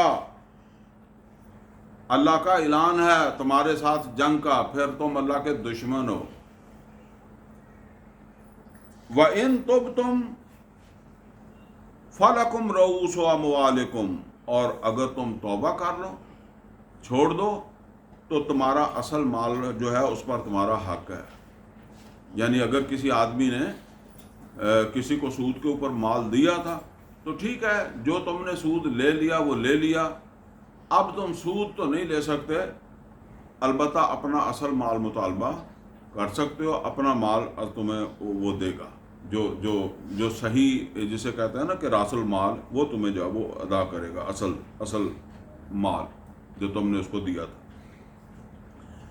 لا تظلمون ولا تظلمون، نہ تم ظلم کرو نہ تم پر ظلم کیا جائے۔ وَإِن كَانَ ذُو عُسْرَةٍ، اب اگلی بات، اگر وہ تنگ دست ہے، کون تنگ دست ہے؟ جس کو تم نے سود پر رقم دی تھی وہ اب تنگ دست ہے، اس نے تو کھا لی، استعمال کر لی، اب تم یہ کہو کہ جی میں تو مسلمان ہو گیا ہوں، میں تو اب سود نہیں لوں گا، تو پھر یہ مسئلہ بن جاتا ہے نا کہ میرے پیسے دو، ابھی دو، تو اس کا حل اللہ نے بتایا۔ وَإِن كَانَ ذُو عُسْرَةٍ، اگر وہ تنگ ہے، تنگ دست ہے، فَنَاظِرَةٌ إِلَىٰ مَيْسَرَةٍ، تو اس کو مہلت دو سہولت تک، جب اس کے پاس آئیں گے تو پھر دے گا، اس وقت تک اسے چھوڑے رکھو۔ وَأَن تَصَدَّقُوا، اگلی بات کیا ہے کہ بعض اوقات بندہ یہ بھی سمجھتا ہے کہ اس کے پاس تو سہولت آنی نہیں ہے، بہت زیادہ حالات خراب ہیں، تو فرمایا وَأَن تَصَدَّقُوا، تو پھر اگر تم صدقہ کر دو، جاؤ اللہ کے لیے میں نے معاف کر دیے۔ وَأَن تَصَدَّقُوا، اگر تم صدقہ کر دو، خَيْرٌ لَكُمْ إِن كُنتُمْ تَعْلَمُونَ، یہ بہت بڑا خیر ہے اگر تمہیں یہ بات سمجھ آ جائے۔ اب یہ جو آیت آگے آ رہی ہے نا، اس کے بارے میں ایک رائے یہ ہے کہ یہ قرآن کریم کی نبی صلی اللہ علیہ وسلم پر نازل ہونے والی سب سے آخری آیت ہے۔ وَاتَّقُوا يَوْمًا تُرْجَعُونَ فِيهِ إِلَى اللَّهِ، اور ڈرو اس دن سے جس میں تم اللہ کی طرف لوٹائے جاؤ گے۔ جب اللہ کی طرف لوٹائے جاؤ گے نا، تو وہاں تم نے جو اللہ کے ساتھ پھر تمہارا معاملہ ہونا ہے، تو اس وجہ سے اللہ کا خیال کرو، اللہ سے ڈرتے رہو۔ ثُمَّ تُوَفَّىٰ كُلُّ نَفْسٍ مَا كَسَبَتْ، پھر ہر کسی کو دیا جائے گا بدلہ جو اس نے کمایا، یعنی جو نیکی بدی اس نے دنیا کے اندر جو ہے وہ کمائی، وہ اب اسے جو ہے وہ پورا پورا دے دیا جائے گا۔ وَهُمْ لَا يُظْلَمُونَ، اور ان کے اوپر ظلم نہیں کیا جائے گا۔ اب آگے جی ایک مضمون آ رہا ہے، اور اس کا تعلق کیا ہے وہ بھی سمجھ لیں۔ جو بہترین انویسٹمنٹ ہے وہ کیا ہے؟ انفاق فی سبیل اللہ، اور انفاق میں بھی اللہ کے دین کی سربلندی کے لیے، اللہ کی کبریائی کے لیے خرچ کرو، ٹھیک ہے نا؟ تو اس میں خرچ کیا ہوا جو ہے نا وہ ہے سب سے زیادہ اوپر۔ اور بدترین انویسٹمنٹ کیا ہے؟ وہ ہے سود، اور اس کے درمیان کیا ہے؟ اس کے درمیان ہے قرض، یعنی نہ تو میں کر رہا ہوں کیا اسے کہتے ہیں کہ سود پر دے رہا ہوں، اور نہ جو ہے وہ میں فی سبیل اللہ دے رہا ہوں۔ کسی بھائی کو ضرورت ہے، میں اسے قرض دے رہا ہوں، یہ دوسرے معاملات ہیں، ٹھیک ہے؟ تو اس کے لیے یہ ہدایت آ گئی ہے۔ فرمایا یہ لین دین کے حوالے سے ہدایت ہے۔ فرمایا یا ایھا الذین آمنوا، ذرا نوٹ کریں ایمان والے کہہ کر اللہ بات شروع کر رہا ہے، یہ بات ایمان والوں سے کہی جا رہی ہے۔ یا ایھا الذین آمنوا، اے ایمان والو، اذا تداینتم بدین الی اجل مسمی، جب تم کوئی معاملہ کرو ادار کا، کوئی لین دین کرو ایک معینہ وقت کے لیے۔ کیا مطلب ہے؟ مطلب یہ ہے کہ جب تمہارے ذہن کے اندر کسی معاملے کا کوئی وقت کا بھی تعین ہے، مثال کے طور پر میں آپ سے ایک درخواست کرتا ہوں کہ مجھے قرض دے دیں، آپ مجھے قرض دے رہے ہیں، لیکن آپ کے ذہن کے اندر جو ہے وہ یہ بات ہے کہ یہ مجھے 6 مہینے میں واپس کر دے۔ تو جب آپ کے ذہن میں یہ 6 مہینے ہے نا، تو پھر اس کو لکھو، ٹھیک ہے نا؟ ایک یہ بات ہوتی ہے کہ جب تیرا دل کرے دے دینا، پھر تو ظاہر بات ہے کہ پھر آپ کو شکوہ بھی نہیں کرنا چاہیے، وہ تو آپ نے اسے اوپن دے دیا نا کہ بھئی جب تیری مرضی دے دینا، بڑے سخی دل کے ساتھ کہہ دیا، تو پھر 6 مہینے کے بعد اس کا جھگڑ رہا ہے، وہ کہتا ہے جی وہ میں نے تو جب میرا دل چاہے گا ہی دینا ہے نا۔ تو اس طرح بھی ہو جاتا ہے، بڑے دریا دل کے ساتھ کہہ دیتا ہے جی جب تیرا دل کرے گا دے دینا، تو پھر اب اس کو تنگ نہیں کرنے کی ضرورت۔ فرمایا کہ یا ایھا الذین آمنوا، اے ایمان والو، اذا تداینتم بدین الی اجل مسمی، جب تم ایک مقررہ مدت کے لیے کسی کو جب وہ قرض دو تو فاکتبوہ، تو اس کو لکھا کرو، تحریر میں لایا کرو۔ وَلْيَكْتُب بَيْنَكُمْ كَاتِبٌ بِالْعَدْلِ، اس زمانے میں لکھے پڑھے لوگ زیادہ نہیں ہوتے تھے، تو پھر کاتب بھی ڈھونڈنا پڑتا تھا جو لکھ کے دے. تو فرمایا چاہیے کہ کاتب تمہارے درمیان جو ہے وہ اس معاملے کو لکھے عدل کے ساتھ، انصاف کے ساتھ. ولا یا بکاتب ان یکتب کما علمہ اللہ، کما علمہ اللہ فلیکتب، تو انکار نہ کرے کوئی کاتب جیسے کہ اللہ تعالیٰ نے اسے علم دیا ہے، تو وہ اپنے اس علم سے دوسروں کو فائدہ پہنچائے اور لکھ دیا کرے ان کے لیے. ٹھیک ہے نا. اصل کے اندر جب معاشرے کے اندر لکھنے پڑھنے والے ایک دو ہوں گے، دو چار ہوں گے، تو پھر ساری بستی ان کے پاس آئے گی، تو پھر ان کا بھی کئی مسئلے بن جاتے ہیں نا.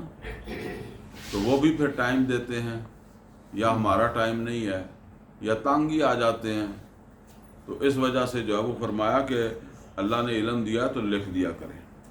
یہ پرانے وقت میں جب لوگ گاؤں دیہات میں کھاتا آ جاتا تھا، لوگ پڑھے نہیں ہوتے تھے، تو اس وقت وہ کوئی دو چار پڑھا ہوا جو ہوتا تھا اس کی بڑی قدر ہوتی تھی.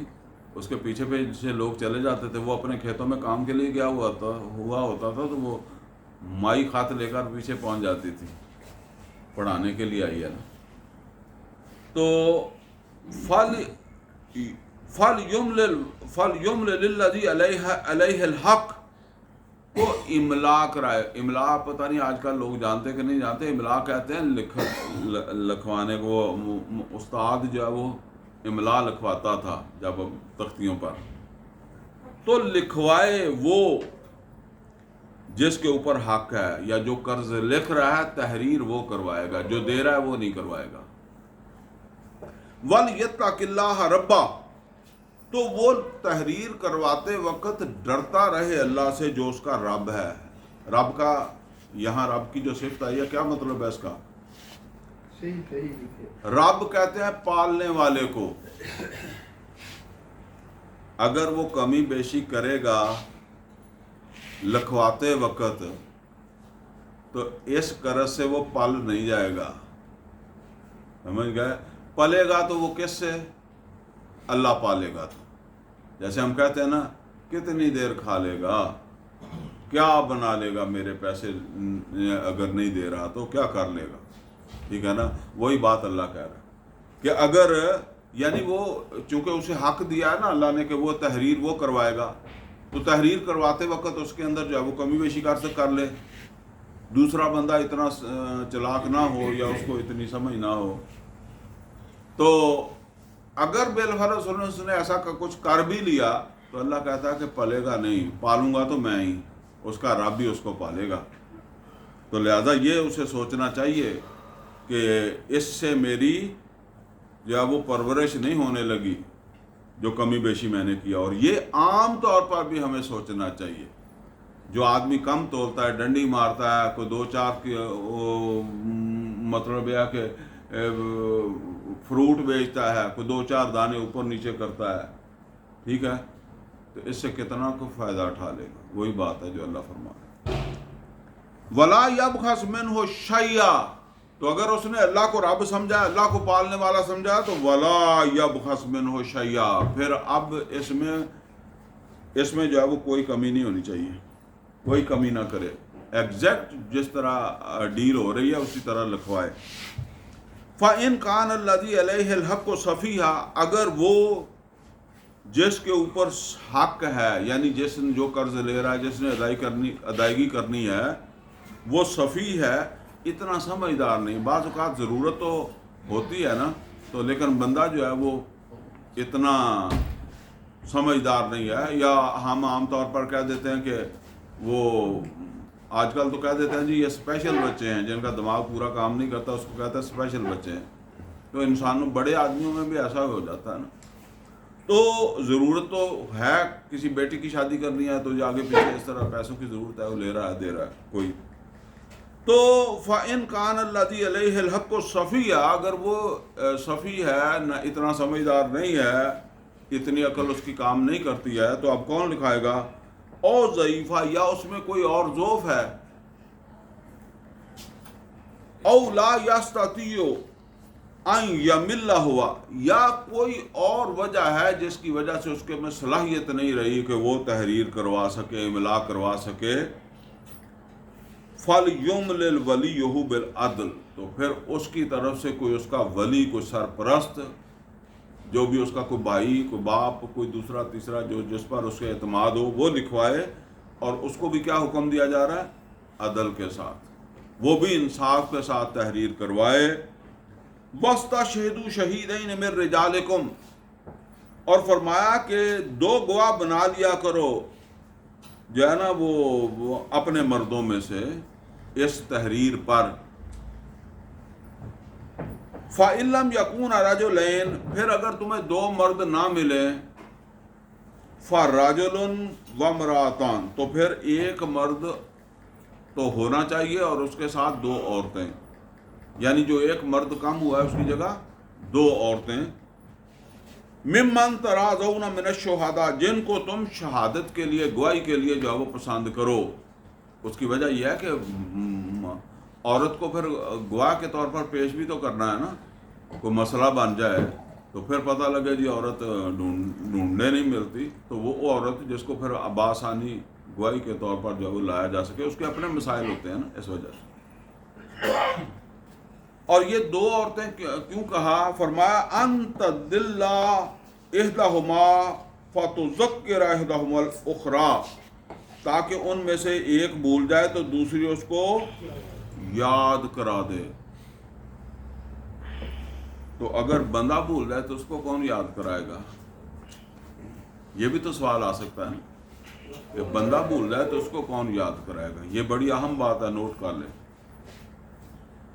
دیکھیں، ایک ہوتے ہیں ایکسیپشنل کیس، بعض عورتیں بہت یادداشت کی پکی ہوتی ہیں، نہیں بھولتی، اور بعض جو ہے وہ آپ سمجھ لیں کہ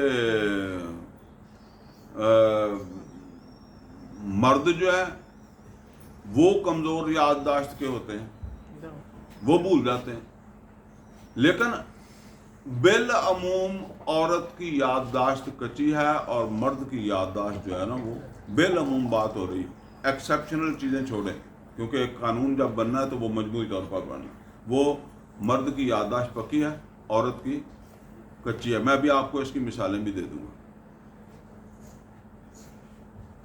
یہ جو عورت کی یادداشت کچی ہے نا، یہ ایک اللہ تعالیٰ کی طرف سے عورت کے اوپر بہت بڑی رحمت ہی ہے۔ اس کی وجہ کیا ہے؟ آپ ذرا غور کریں، آپ کسی کے ہاں مہمان جا کر کتنی دیر ٹھہر سکتے ہیں؟ تنگ آ جاتے ہیں، نیند نہیں آتی دوسرے کے گھر میں، دوسرے کے گھر کا پروٹوکول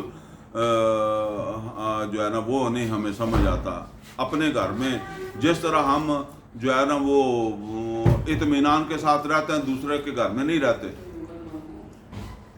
تو اب ذرا غور کریں کہ ایک لڑکی ہے جو کس گھر میں پیدا ہوئی ہے، وہ سارا پروٹوکول، یعنی دیکھیں پیدائش سے لے کر اس نے جوانی تک ایک نظام ہے نا جس میں رہی ہے، اور اس نے اکیلی نے جا کر کسی دوسری جگہ بسنا ہے۔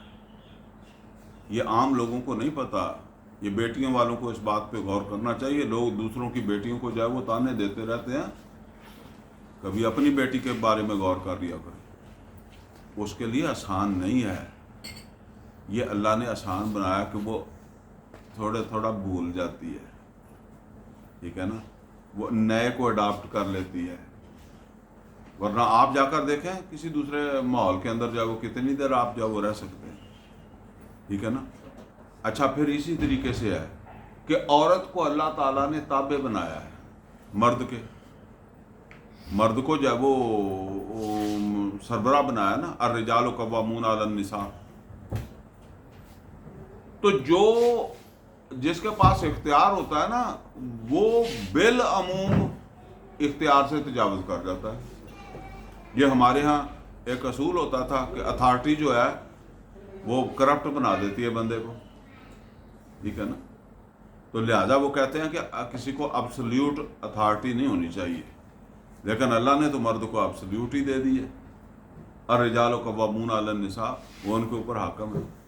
اچھا، اس کا نتیجہ کیا نکلتا ہے کہ آپ اکثر دیکھیں گے قصور بھی آپ کا ہوتا ہے، پھر بھی آپ ڈانٹتے کس کو ہیں؟ بیوی کو، بچے کا قصور ہے تو بیوی کو ڈانٹتے ہیں، اپنا ہی کوئی مسئلہ ہے تو بیوی کو جو ہے وہ ڈانٹتے ہیں، اور وہ سارا برداشت ہی کر لیتی ہے۔ اچھا، قصور آپ کا تھا، قصور بچے کا تھا، اور بیوی سے ایسے آنکھیں دکھا کے میں نہیں کرتا ناشتہ، وہ گیا اور خود جا کر وہاں کہیں ہوٹل پہ کر لیا ناشتہ یا نہ کر لیا، جیسے بھی ہے، تو باہر چلا گیا نوکری کے اوپر۔ جب پھر کر واپس آ رہا ہے نا تو دل میں تازہ ہے کہ میں بیوی سے لڑا ہوا ہوں۔ یہ کبھی غور کیا آپ نے؟ دل میں یہ بات تازہ ہوتی ہے کہ میں بیوی سے لڑ کر گیا ہوں۔ باہر بے شک ہنستا بھی رہا ہوگا، لیکن جب دروازے کے قریب آئے گا تو اسی طرح کا موڈ بنا لے گا، میں جنگ کر کے گیا تھا، تو بیوی آگے سے ہنس کر بولے گی۔ بیوی نے ہو سکتا ناشتہ ہی نہ کیا ہو کہ جی وہ چلے گئے ہیں سرتاج عزیز جو ہے وہ بغیر ناشتے کے، اور وہ اب جو ہے وہ آنے پر وہ ناشتہ دے رہی ہے، اور وہ یہ بھی نہیں کہہ رہی کہ قصور تیرا سی، وہ پھر بھی نہیں کہہ رہی کہ قصور تیرا سی، وہ کہتے چلو اچھا چھڈو۔ آپ کبھی اپنے آپ کو اس جگہ رکھ کر دیکھیں، یہ اللہ نے اس کے اندر وہ ایک رکھا ہے۔ اچھا، اس کا مطلب کبھی یہ نہ سمجھے کہ جو آپ کی ذاتی ہے وہ اللہ معاف کر دے گا، اللہ نے حساب اپنی جگہ لینا ہے، لیکن چونکہ اللہ نے اس کو آپ کے انڈر کرنا تھا نا، تو اس لیے اللہ نے اس کو ایک یہ آسانی اس کے لیے پیدا کی ہے، وہ اس کو بھول جاتی ہے، آئی گئی۔ ورنہ جن کی شادیاں ہیں، کبھی آپ ایمانداری کے ساتھ دیکھیں کتنی دفعہ ایسا ہوا ہے کہ بیوی نے آپ سے معافی مانگی ہے، آپ نے کبھی مانگی ہے؟ قصور آپ کا ہو کسی کا ہو، کبھی نہیں آپ نے مانگی ہوگی، ٹھیک ہے نا؟ تو بات جو ہوتی ہے نا وہ مجموعی طور پر ہوتی ہے، کوئی ایکسیپشنل کیس جو ہوتے ہیں نا ان کو نہیں ڈسکس کرتے، بالعموم اسی طرح ہی ہے۔ اپنے ماں باپ کا دیکھ لیں، اپنا چھوڑے اپنے ماں باپ کا دیکھ لیں کہ آپ کے باپ نے کبھی معافی مانگی تھی آپ کے سامنے، کتنی دفعہ زیادتی کی ہوگی آپ کی ماں کے ساتھ اس نے، تو یہی کچھ ہے۔ بہرحال جو ہے نا وہ یہ اللہ نے عورت کو جو ہے نا وہ ایک اس کے اوپر اللہ نے رحمت کی ہے، لیکن ظاہر بات ہے کہ پھر وہ جو ایک چیز رکھی ہے وہ پھر ہر جگہ ہی اسی طرح کام کر جاتی ہے، بھول اس میں ہو جاتی ہے، بھول جاتی ہے۔ تو اس وجہ سے اللہ تعالیٰ نے یہاں اس کے لیے دو رکھے ہیں کہ دو عورتیں ہو جائیں، ایک بھولے تو دوسری اس کو یاد دلا دے۔ وَلَا يَأْبَ الشُّهَدَاءُ إِذَا مَا دُعُوا، اور انکار نہ کریں گواہ جب انہیں بلایا جائے۔ یعنی اب دیکھیں اتنی زیادہ ضرورت ہے اس چیز کی، تو اللہ تعالیٰ ہر طرف سے اس کو جو ہے نا وہ کر رہا ہے کہ کوئی رستے میں رکاوٹ نہ بنے۔ گواہ عام طور پر کسی کو گواہ بلاؤ گے تو گواہ آنے کے لیے تیار نہیں ہوتا ہمارے معاشرے میں، تو وہاں بھی ہوں گے مسائل۔ تو فرمایا وَلَا يَأْبَ الشُّهَدَاءُ إِذَا مَا دُعُوا، گواہ انکار نہ کریں جس وقت ان کو بلایا جائے، یعنی جب بطور گواہ بلایا جائے تب بھی، تو جب گواہی دینے کے لیے بلایا جائے تب بھی انکار نہ کریں۔ وَلَا تَسْأَمُوا أَن تَكْتُبُوهُ صَغِيرًا أَوْ كَبِيرًا إِلَىٰ أَجَلِهِ، اور سستی نہ کیا کرو، ذرا نوٹ کریں جی، سستی نہ کیا کرو۔ اللہ ایمان والوں سے کیا کہہ رہا ہے؟ وَلَا تَسْأَمُوا أَن تَكْتُبُوهُ صَغِيرًا أَوْ كَبِيرًا إِلَىٰ أَجَلِهِ، سستی نہ کیا کرو، خواہ قرض چھوٹا ہو یا موٹا، قرض تھوڑا ہو یا زیادہ ہو، اس کو لکھنے میں کیا نہ کیا کرو، سستی نہ کیا کرو، لکھ لیا کرو، اِلیٰ اجل، اس کی مدت تک۔ اچھا ذرا اس پر غور کریں، ہمارے معاشرے کے اندر کبھی آپ نے کسی جمعے کا خطاب سنا ہے اس موضوع پر؟ یہ قرآن میں نہیں ہے، اور کتنے لوگوں کو اس کا اسی طرح کما حق کو وہ پتا تھا کہ یہ بھی قرآن میں مضمون ہے اور اس کی بھی اتنی اہمیت۔ کسی جگہ نماز کے بارے میں اتنی وضاحت آئی ہے، حج کی وضاحت اتنی آئی ہے، روزے کی وضاحت اتنی آئی ہے.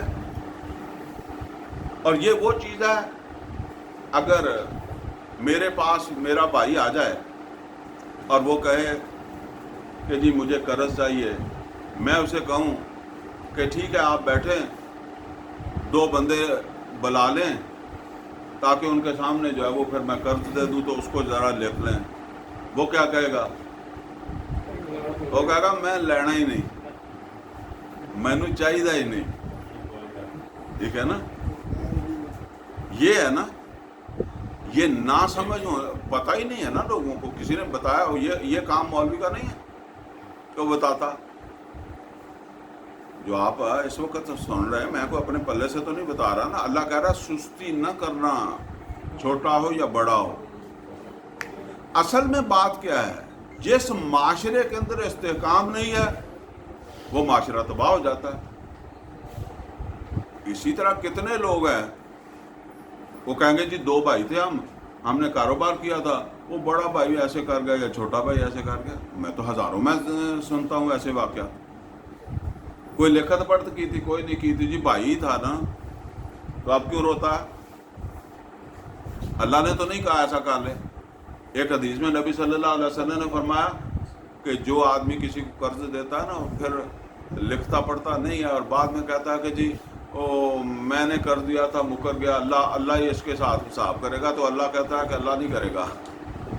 تو نے کون سی اللہ کی بات مانی ہے؟ تو نے اللہ نے جس طرح کہا تو نے اس طرح کیا؟ تو اللہ نے جس طرح کہا تھا اس طرح کرتا تو بعد میں جو ہے وہ پھر اللہ سے دعا بھی کرتا.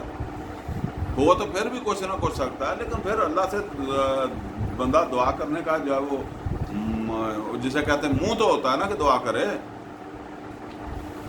تو اسی طرح یہ بات ہے.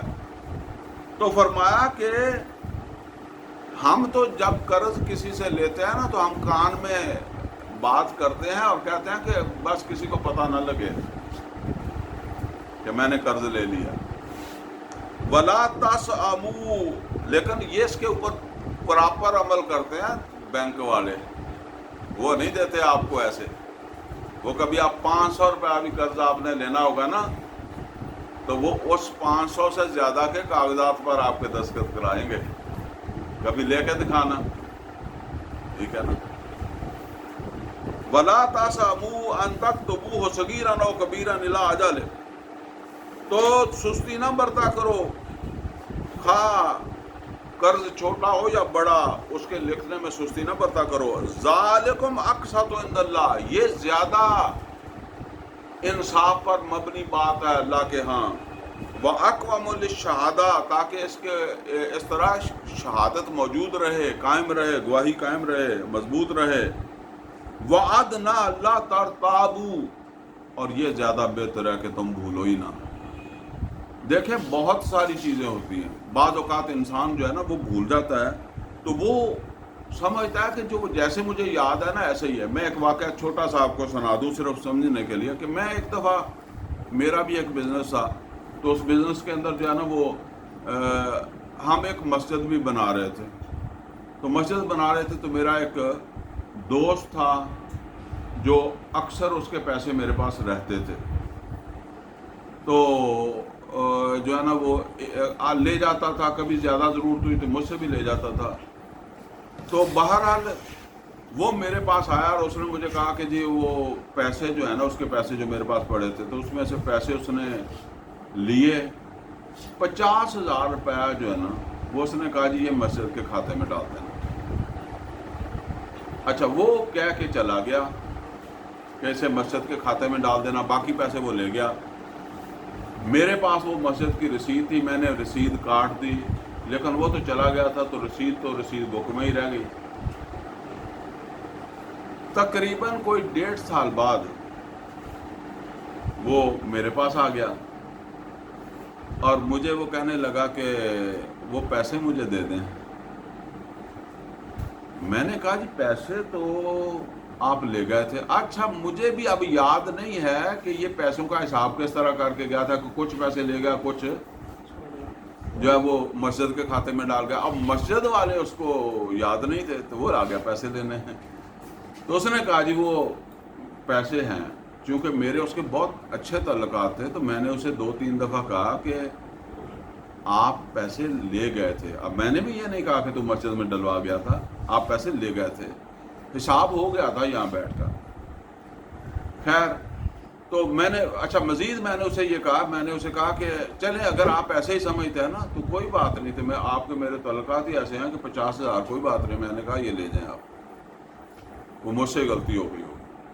وہ تعلقات تھے, اس نے کہا جی ایسے نہیں میں لے کر جاتا, میں لے کر نہیں جاؤں گا, لیکن یہ پیسے میں لے کر نہیں گیا. اب مجھے تقریباً 15 دن بڑی ٹینشن رہی, بلکہ شاید مہینہ ہی, کہ نہ تو وہ مجھ سے پیسے لے اور نہ اس کا دل صاف ہو اور نہ مجھے پورا اعتماد ہے, کیونکہ ہمارا کاروبار اسی طرح کا ہے نا کہ ہم تو روزانہ ہی اس کو جو ہے وہ چیک کر لیتے ہیں, اتنے پیسوں کا پتہ لگ جاتا ہے. بڑا پریشان. ایک دن مجھے خیال آیا کہ میں اپنے پچھلے ریکارڈ کیوں نہ چیک کروں.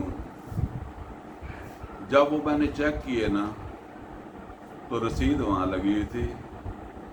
رات کے کوئی تقریباً یہ سمجھ لیں کہ 1-1:30 کا ٹائم تھا. اس وقت وہ PTSCL والے فون تھے. میں نے اسے فون کیا, میں نے کہا یار ابھی آؤ میرے پاس, میں دکان پہ بیٹھا ہوں گلا منڈی میں, ابھی آؤ. تو وہ مجھے کہنے لگا پاجی کی ہو گیا. میں کہا نہیں تو آ جا, میں نے مہینہ نیند نہیں آئی. میں کہا اچھا. جب وہ آیا تو میں نے کہا کہ یہ پیسے آپ نے مسجد میں ڈلوائے تھے, یہ اس کی رسید ہے.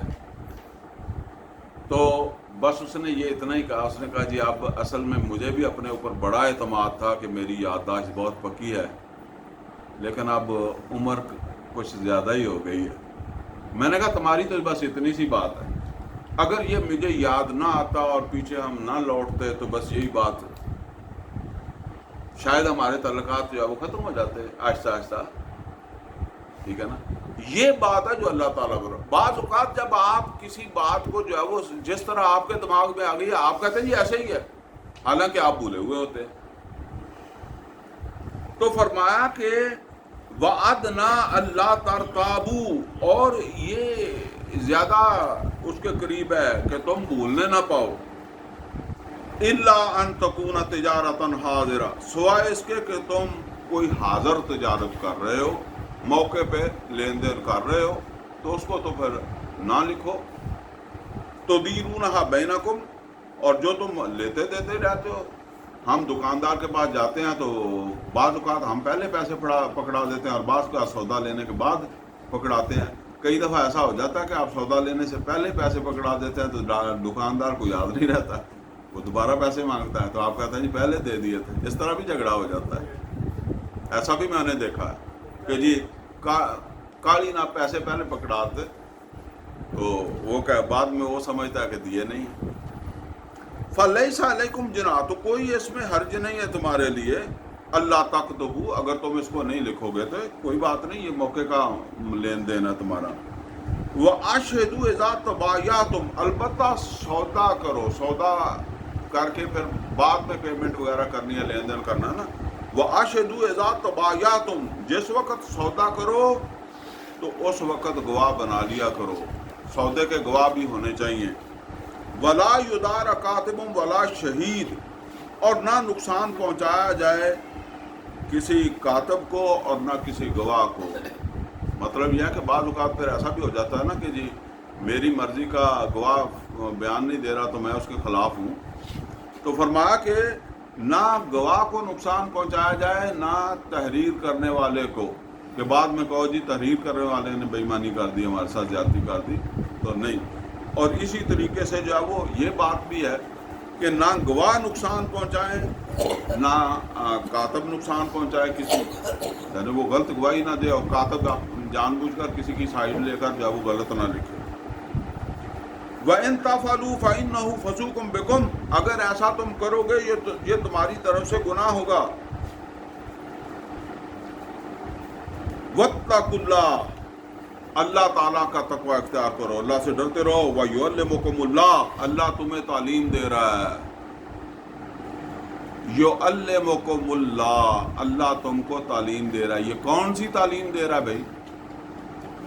نماز کی تو نہیں ہے، روزے کی تو نہیں ہے، اس میں جو ہم پڑھ رہے ہیں یا ایھا الذین آمنوا سے جو شروع ہوا ہے اذا تداینتم بدین، کوئی نماز کی، روزی، کوئی حج کی، کوئی عمرے کی، کوئی تعلیم ہے؟ کون سی تعلیم ہے یہ معاشی نظام کی تعلیم ہے۔ ظاہر ہے لین دین مکس کاروبار کرنے ہیں آپ نے، تو یہ معاشی نظام کے حوالے سے بھی تعلیم ہے نا۔ تو عام طور پر ہم نے یہی سمجھا ہے کہ قرآن میں صرف نماز کی بات ہے، روزے کی بات ہے، حج کی بات ہے، اور اس کی بات ہے، زکوٰۃ کی بات ہے، تو وہ تو ہمیں مولوی صاحب بتا دیتے ہیں۔ تو یہ تعلیم تو مولوی صاحب نہیں دیتے، یا اتنے لوگوں نے کوئی خطبہ جمعہ ایک سنا ہو اس موضوع پر۔ بلکہ میرا خیال یہ ہے کہ کوئی مولوی ایسا ڈھونڈے جو اس پر عمل کرتا، کوئی پیر ایسا ڈھونڈے جو اس پر عمل کرتا۔ میرا پیر تو کرتا تھا، ڈاکٹر اسرارم، وہ کرتا تھا، ٹھیک ہے نا۔ تو نہ کوئی پیر آپ کو ملے گا اس پر عمل کرتا ہوا، نہ کوئی مولوی ملے گا، ٹھیک ہے۔ اسی وجہ سے جس پر آدمی خود عمل نہیں کرتا اس کو کیسے خطبہ جمعہ دے دے گا؟ میرا پیر کرتا ہے، اس پر عمل کرتا ہے۔ یعلمکم اللہ، اور اللہ تعالیٰ جو ہے وہ تمہیں تعلیم دے رہا ہے۔ واللہ بکل شیء علیم، باقی اللہ کو تو ہر چیز کا علم ہے، یعنی اللہ کو سب معلوم ہے۔ یہ تمہاری ضرورت ہے، اس تعلیم کی ضرورت تم کو ہے، ایمان والو تم کو ہے، جس کا میں نے جیسے دوسری چوتھی دفعہ بات کر رہا ہوں گا، بھئی کوئی یہاں 70 سال کا ہے، کوئی آدمی جو ہے وہ 50 سال کا ہے، اس تعلیم کا پتہ ہے؟ نہیں پتہ۔ اس پر کوئی واعظ، کوئی نصیحت، کوئی تبلیغ سنی؟ میں پہلے بھی آپ سے کہہ چکا ہوں، مرنے سے پہلے کم از کم ایک دفعہ قرآن کو سمجھ کر پڑھ لیں۔ بہت بد نصیب ہوں گے، محروم ہوں گے، بدقسمت ہوں گے جو مسلمانوں کے گھر میں پیدا بھی ہوئے اور قرآن کو ایک دفعہ سمجھ کر انہوں نے پڑھا بھی نہیں۔ تو فرمایا وَيُعَلِّمُكُمُ اللَّهُ، اللہ تمہیں تعلیم دے رہا ہے۔ یہ تعلیم معاشی نظام کی تعلیم ہے۔ وَاللَّهُ بِكُلِّ شَيْءٍ عَلِيمٌ وَإِن كُنتُمْ عَلَىٰ سَفَر، اگر تم اندازہ کریں اتنی اس کی اہمیت ہے۔ ان کنتم علی سفر، اگر تم سفر میں ہو، مسافرت میں ہو، وَلَمْ تَجِدُوا كَاتِبًا، وہاں تمہیں لکھنے والا نہ ملے، پردیس میں نہیں ملا، فَرِحَانٌ مَقْبُوضَةٌ، تو کوئی چیز رہن رکھ دیا کرو۔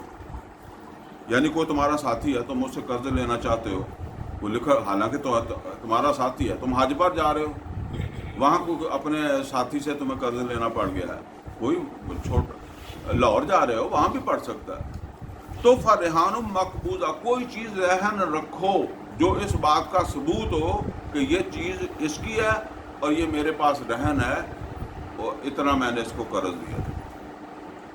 اگلی بات، فَإِنْ آمِنَ بَعْضُكُمْ بَعْضًا، پھر اگر تم میں سے کسی نے کسی کو امین سمجھ لیا، امانت دار سمجھ لیا، مثلا یہ ہے کہ رہن رکھنے کے لیے بھی کوئی چیز نہیں ہے، تو اب ساتھی ہے تو وہ اعتبار کرتا ہے کہ چلیں دے دے گا، کوئی بات، ٹھیک ہے نا۔ تو فرمایا فَإِنْ آمِنَ بَعْضُكُمْ بَعْضًا، پھر اگر تم میں سے کسی نے کسی کو امین سمجھ لیا، ایماندار سمجھ کر دے دیا بغیر ہی تحریر کے، اور کیونکہ لکھنے والا کوئی نہیں تھا، اور بغیر ہی جو ہے وہ کسی رہن رکھی ہوئی کسی چیز کے، فَلْيُؤَدِّ الَّذِي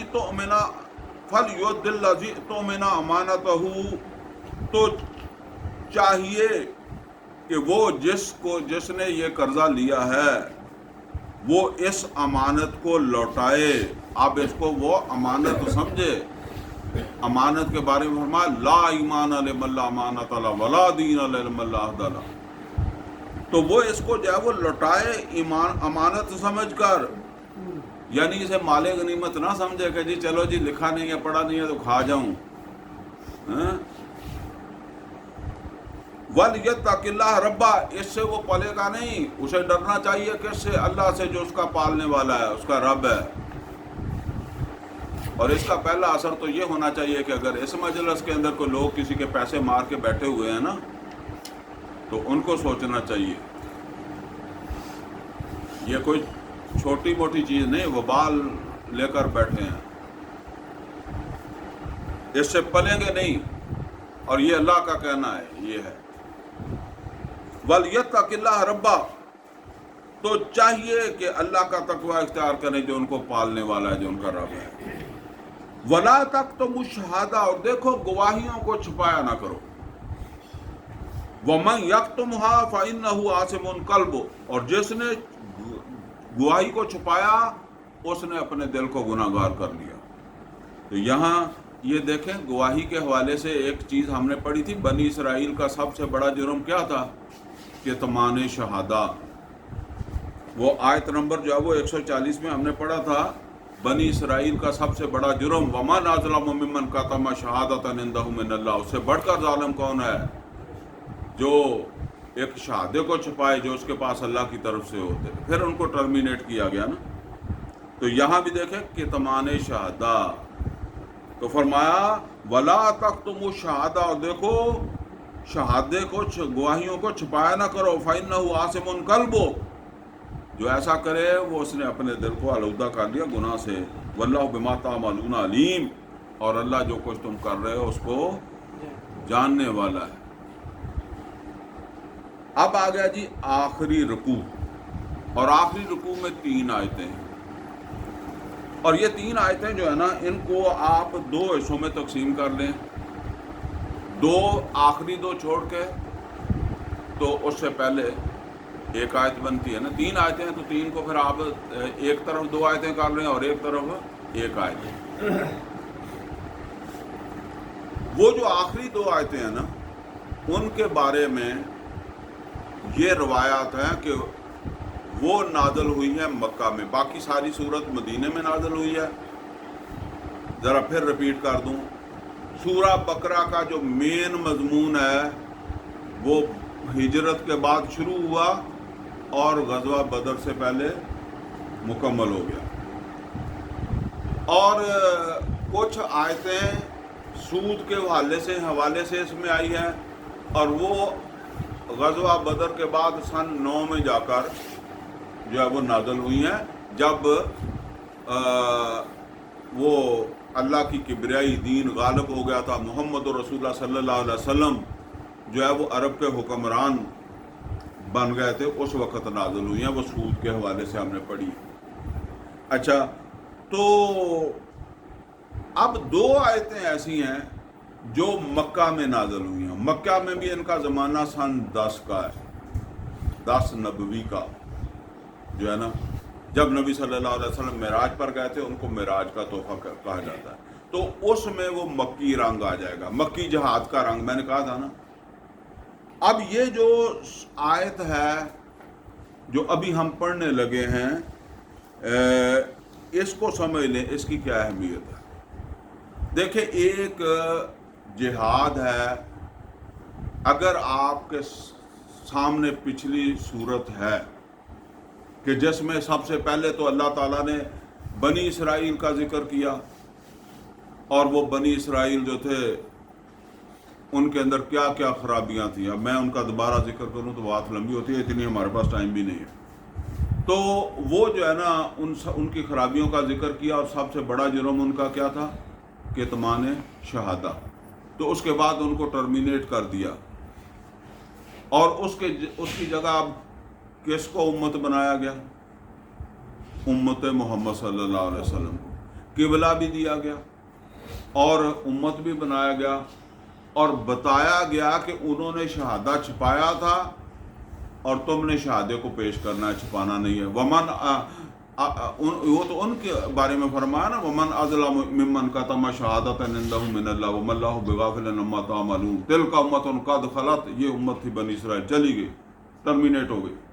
लहा मा कसबत वलकुम मा कसबतुम, लेगी जो उसने कमाया अपना साथ। अब फरमाया व कज़ालिका जअलनाकुम, कुम मुसलमानों, وَكَذَلِكَ جَعَلْنَاكُمْ أُمَّةً وَسَطًا، مسلمانوں اب اسی طرح ہم نے تم کو امت وسط بنا دیا۔ اور کس لیے بنا دیا؟ لِتَكُونُوا شُهَدَاءَ عَلَى النَّاسِ، تاکہ تم لوگوں کے سامنے شہداء بنو، شہادے کو پیش کر کے شہداء بنو۔ وَيَكُونَ الرَّسُولُ عَلَيْكُمْ شَهِيدًا، اور رسول بھی شہید بنیں گے شہادے کو پیش کر کے۔ اب اس کو تم نے جو ہے وہ پیش کرنا ہے۔ اب اس شہادے کا تقاضا کیا ہے؟ اللہ کی کبریائی، اللہ کے دین کی کبریائی۔ مکے کو اب آزاد کروانا ہے، تمہارا قبلہ جو ہے اس میں بت رکھے ہوئے ہیں، مشرکوں کے قبضے میں ہے۔ اس کے لیے کیا ہے؟ جہاد، جان سے، مال سے جو ہے نا وہ پھر دوسرا سپارہ پورا ہم نے اسی طرح پڑھا، اور جس میں تھوڑے تھوڑے وقفے کے بعد کیا ہوا؟ تھوڑے تھوڑے وقفے کے بعد جو ہے وہ یا تو کوئی حج کا ذکر آیا، کوئی عمرے کا ذکر آیا، اور ساتھ ہی پھر جہاد کا ذکر آیا، جنگ کا ذکر آیا کہ جنگ کے بغیر تو یہ کام نہیں ہو سکتا نا۔ کتب علیکم القتال وہو کرہ لکم، تمہارے لیے قتال، جنگ لازمی کر دی گئی ہے۔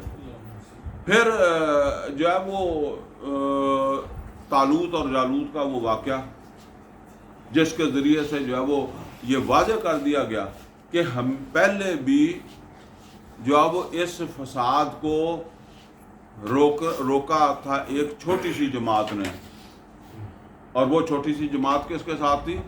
طالوت کے ساتھ۔ اور اب ایک چھوٹی سی جماعت جو ہے وہ ہے محمد رسول اللہ صلی اللہ علیہ وسلم کے ساتھ۔ اب اللہ چاہتا ہے کہ جس طریقے سے اس وقت ایک چھوٹی جماعت جو تھی اس نے ایک بڑے طاغوت کو، جالوت کو جو ہے وہ شکست دے کر جو ہے وہ فساد کو ختم کیا تھا، فروغ کیا تھا، اب یہ چھوٹی جماعت جو ہے وہ فساد کو فروغ کرے اور جو ہے وہ اللہ کے دین کو سر بلند کرے، اللہ کی کبریائی جو ہے اس کو قائم کرے، توحید کو غالب کرے۔ یہ توحید کا غلبہ ہے، تو یہ توحید کو غالب کرے یہ جماعت۔ تو اب اسی کے اینڈ پہ فرمایا نا کہ لولا دفع اللہ الناس بعضهم ببعض لفسدت الارض، یعنی اللہ کا یہ اصول ہے۔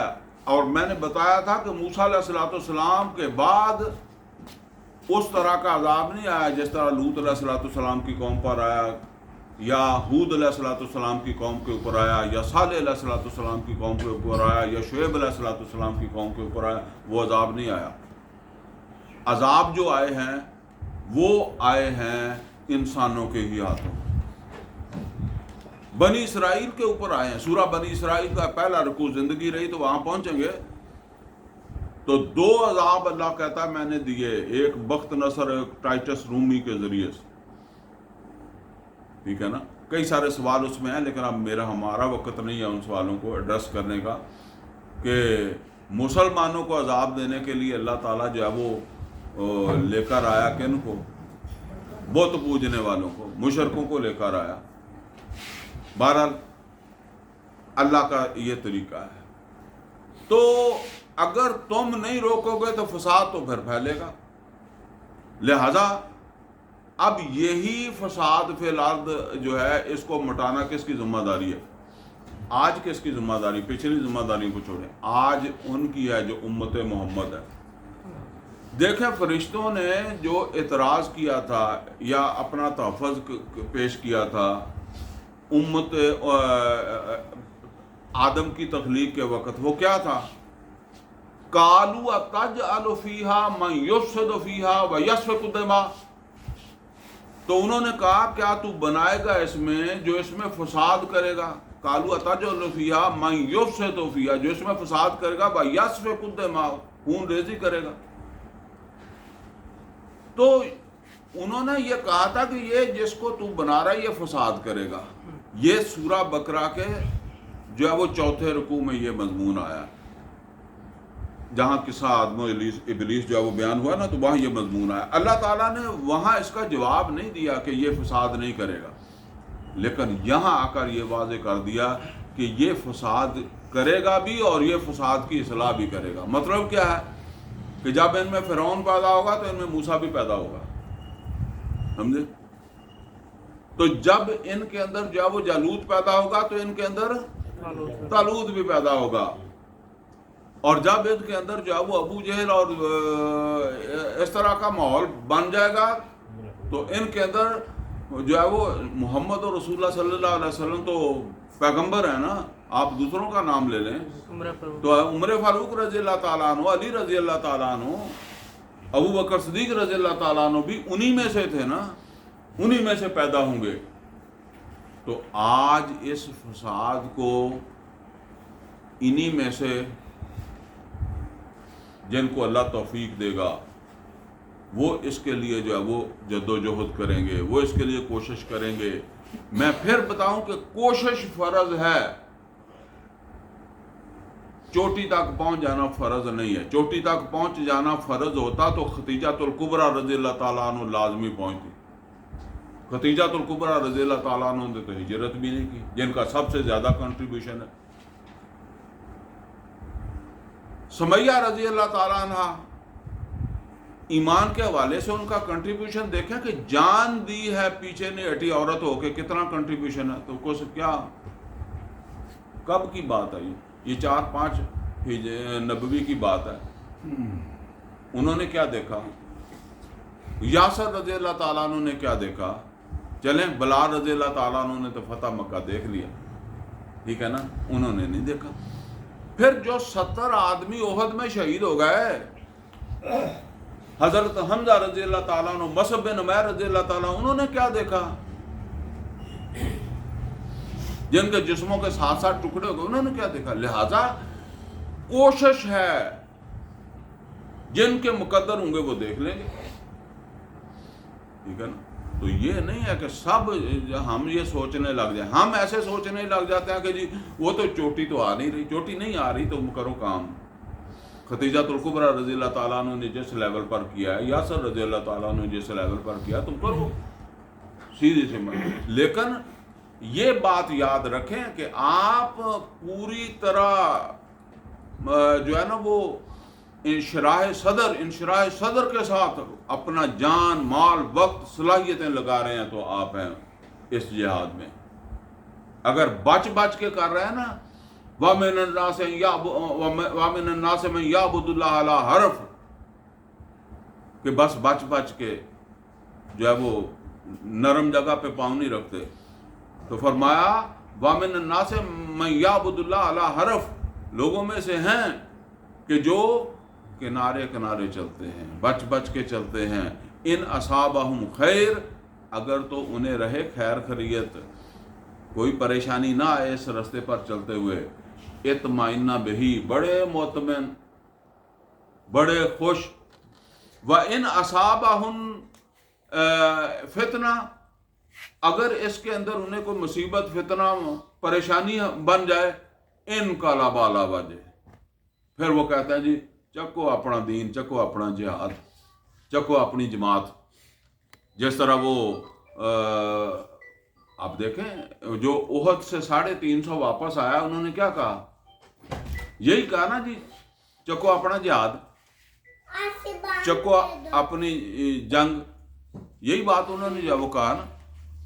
تو یہ پھر اس طرح کہتے ہیں جب مسجدوں میں تو کوئی مسئلہ نہیں تھا، نمازوں میں کوئی مسئلہ نہیں تھا، داڑھیوں میں کوئی مسئلہ نہیں تھا، ٹھیک ہے نا، وہاں جا کر جو ہے وہ پرابلم ان کو جو ہے وہ بنا ہے، تو پھر وہاں بنے گا۔ تو جو ہے نا وہ اب یہ آیت پڑھ لیں آپ، یہ آیت جو ہے یہ یوں سمجھ لیں کہ اب بالکل اینڈ کا ہو گیا وہ مضمون، جو وہ مدینے کا جہاد جسے میں نے کہا نا، اس پر آ کر 2 لفظوں میں بات اللہ نے کہہ دی۔ کیا ہے؟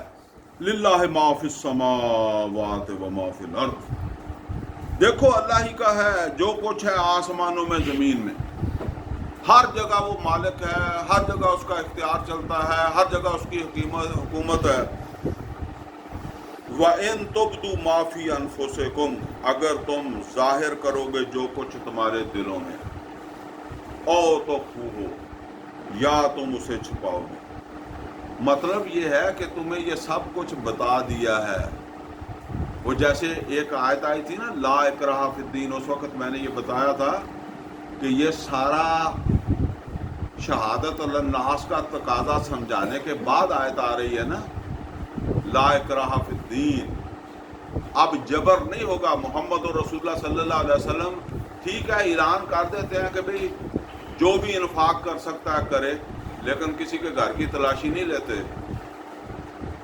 اور یہ کہہ دیتے ہیں کہ جہاد کے لیے نکلو، کسی کو گھر سے نہیں اٹھا کر لاتے، ٹھیک ہے نا، بس بات اتنی ہی ہے، جس کے مقدر ہوں گے وہ خود نکل آئے گا، اور جس کے مقدر ہوں گے وہ خود اپنی جیب سے نکال لے گا۔ یہ بات ہے جو کہی جا رہی ہے۔ اور باقی بہانے تو انسان 100 کر سکتا ہے نا، جی میری بیوی بیمار تھی، میرا بچے بیمار تھے، میرا یہ مسئلہ تھا، میرا وہ مسئلہ تھا، تو وہ منافقین کرتے ہی تھے، اس طرح کے بہانے کرتے تھے۔ تبوک جاتے ہوئے کتنے لوگ جو ہے وہ ان کے بہانے بازیاں سرا سورہ توبہ کے اندر پڑے، وہ بات اللہ کہہ رہا ہے۔ مطلب بعض اوقات ایسا ہوتا ہے کہ آدمی جو ہے وہ مثال کے طور پر میں تبوک نہیں جانا چاہتا، لیکن میں یہ نہیں کہتا کہ میں تبوک نہیں جانا چاہتا، بلکہ میں یہ کہتا ہوں جی مجھے یہ پرابلم بن گیا ہے، ٹھیک ہے نا، یعنی وہ پرابلم ایسا میں بتا رہا ہوں کہ جس کی وجہ سے اب مجھے چھٹی مل رہی ہے، میں نے چھپائی ہے، اصل بات تو چھپائی ہے، ظاہر کچھ اور کیا ہے۔ اسی طرح سمجھ لیں کہ ہم سب کے سامنے اللہ نے واضح کر دیا ہے کہ شہادت الناس، اللہ کے دین کی سربلندی، فساد کو فروغ کرنا، یہ تم سب کی ذمہ داری ہے، اور اس کے لیے جان مال وسائل صلاحیتیں لگانا تم سب پر فرض ہے۔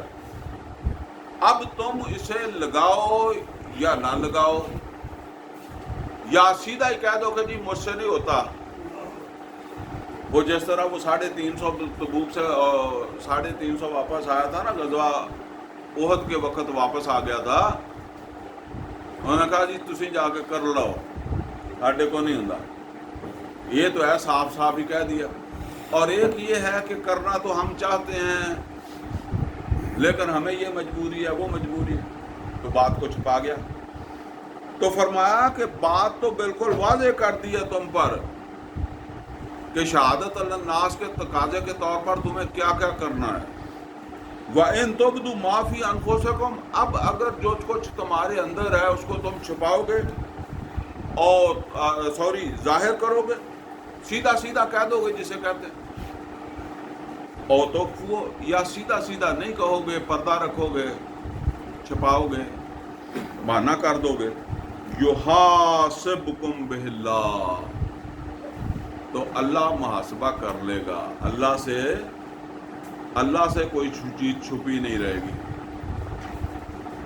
پھر کیا ہے فَيَغْفِرُ لِمَن يَشَاءُ، جس کو چاہے گا معاف کر دے گا، وَيُعَذِّبُ مَن يَشَاءُ، جس کو چاہے گا عذاب دے گا۔ یعنی اس محاسبے کے وقت پھر وہ فیصلہ کرے گا کہ کس نے جو وہ بہانہ بنایا تھا، وہ بہانہ جو ہے وہ جینون تھا، اور کسی کا جو ہے وہ تھا، ٹھیک ہے یہاں تو محمد رسول اللہ صلی اللہ علیہ وسلم سب کو دے سکتے ہیں چھٹی، اور ہو سکتا ہے آج بھی اگر کوئی آدمی، ایک آدمی جو ہے وہ روز ہی کہتا ہے جی میرے کپڑے صاف نہیں ہے، نہیں تو نماز تو میں پڑھوں گا، تو پھر اللہ دیکھ لے گا کہ کپڑے اس کے صاف ہوتے تھے یا ویسے ہی اس کو مسئلہ تھا، تو ٹھیک ہے یہاں تو سب مان لیں گے، تو ٹھیک ہے جی۔ تو فرمایا فَيَغْفِرُ لِمَن يَشَاءُ وَيُعَذِّبُ مَن يَشَاءُ وَاللَّهُ عَلَىٰ كُلِّ شَيْءٍ قَدِيرٌ، اور یہ مت بھولو جس نے محاسبہ کرنا ہے وہ ہر چیز کی قدرت رکھتا ہے، وہ تمہارے دلوں ذہنوں سوچ فکر اس تک اس کی رسائی ہے۔ اب یہ آیت ہو گئی جی پوری، یہ تو یوں سمجھ لیں کہ یہ تھا ہجرت کے بعد کا جہاد، اس کا رنگ آپ نے پڑھا، اور میں نے شروع کے اندر جب آج کا درس شروع کیا تو میں نے اس وقت بھی بتایا کہ جہاد تو جو ہے نا وہ مکہ میں بھی تھا۔ اب مکہ کے اندر جب نبی صلی اللہ علیہ وسلم جو ہے وہ تشریف لے کر گئے معراج پر، تو معراج ہوا ہے سن 10 نبوی میں، سن 10 نبوی جو ہے اس کو نبی صلی اللہ علیہ وسلم نے عام الحزن کہا اپنے لیے، اور اس میں خدیجہ الکبریٰ رضی اللہ تعالیٰ عنہ وفات پا گئی، ابو طالب وفات پا گئے. یہ دو بہت بڑے سپورٹر تھے سمجھ لیں، نبی صلی اللہ علیہ وسلم وفات پا گئے. یہاں تک کہ نبی صلی اللہ علیہ وسلم نے محسوس کیا کہ اب میں مکہ میں نہیں رہ سکتا، تو آپ طائف گئے آلٹرنیٹ بیس کی تلاش میں. وہاں جا کر سرداروں سے ملے. عام لوگ تو کہتے ہیں تبلیغ کے لیے نہیں کہتے. تبلیغ اگر تھی بھی تو وہ سرداروں کو تھی. جس طرح کے یہاں پیچھے سپورٹر تھے نا، اس طرح کے سپورٹر چاہیے تھے. وہ گلیوں بازاروں میں مزدور لوگ نہیں سپورٹر بن سکتے. وہ 3 سردار تھے جن کی طرف گئے تھے، لیکن انہوں نے سپورٹ کوئی نہیں دی. تو نبی صلی اللہ علیہ وسلم بہت یعنی ایک ایسی تکلیف دہ صورت میں واپس آئے کہ اب آپ کو مکے میں داخل ہوتے ہوئے بھی اندیشہ تھا. تو وہ میں نے پہلے بھی کئی دفعہ بتایا، وقت نہیں ہے. ایک مشرک مطعم بن عدی، اور اس سے پہلے آپ نے کئی اوروں سے بھی کہا کہ میں مکے آنا چاہتا ہوں، تو کو میری جو ہے وہ سپورٹ کرو جس طرح ابو طالب نے سپورٹ کی تھی، اس طرح کرو. تو یعنی اس طرح کی سپورٹ. بہرحال وہ ایک مشرک تھا جو کھڑا ہوا، اس نے کہا کہ میں کرتا ہوں سپورٹ. اور وہ پھر اس نے کہا آپ آ جائیں، لیکن پیغام بھیجا کہ آ جائیں. لیکن نبی صلی اللہ علیہ وسلم نے فرمایا نہیں، ایسے نہیں، تم آ کے لے کے جاؤ. دیکھیں یہ حالات تھے، آ کے لے کے جاؤ. تو وہ آیا اپنے بیٹوں کے ساتھ لے کر گیا حرم میں. جا کر اس نے کہا کہ آج کے بعد محمد صلی اللہ علیہ وسلم جو ہیں یہ میری امان میں ہے، لہذا جس نے ان کے ساتھ کوئی اونچ نیچ کی تو پھر اس کا میں اس کے ساتھ نپٹوں گا. تو مضبوط آدمی تھا، ایمان نہیں لایا آخر وقت تک. ابو طالب بھی نہیں لائے، وہ بھی نہیں لایا، لیکن سپورٹ کی. تو نبی صلی اللہ علیہ وسلم جب وہ بدر کے قیدی چھڑانے کی بات آئی تو نبی صلی اللہ علیہ وسلم نے فرمایا کہ اگر مطعم بن عدی آج زندہ ہوتا اور مجھ سے وہ یہ کہتا کہ آپ ان کو چھوڑ دیں، میں سب کو چھوڑ دیتا. اتنا احسان نبی صلی اللہ علیہ وسلم اس کا مانتے تھے. ان حالات میں نبی صلی اللہ علیہ وسلم کو اللہ نے ایک معراج کروائی ہے. ہم سمجھتے ہیں معراج پتہ نہیں وہ جس طرح جو ہے نا وہ ایک ملک کا حکمران دوسرے ملک میں دورے پر جاتا ہے. اگر اس طرح کا کوئی دورہ تھا تو اس دورے کا وقت کون سا تھا؟ سن 10، جب عرب میں بت بھی ختم ہو گئے تھے اور بتوں کو ماننے والے بھی ختم ہو گئے تھے. اللہ کی کبریائی قائم ہو گئی تھی. تو اب یہ وقت تھا دورے کا. یہ دورہ نہیں تھا، بلکہ اللہ تعالیٰ نے نبی صلی اللہ علیہ وسلم کو جو ہے وہ مختلف مشاہدات کروائے. اور کیوں کروائے؟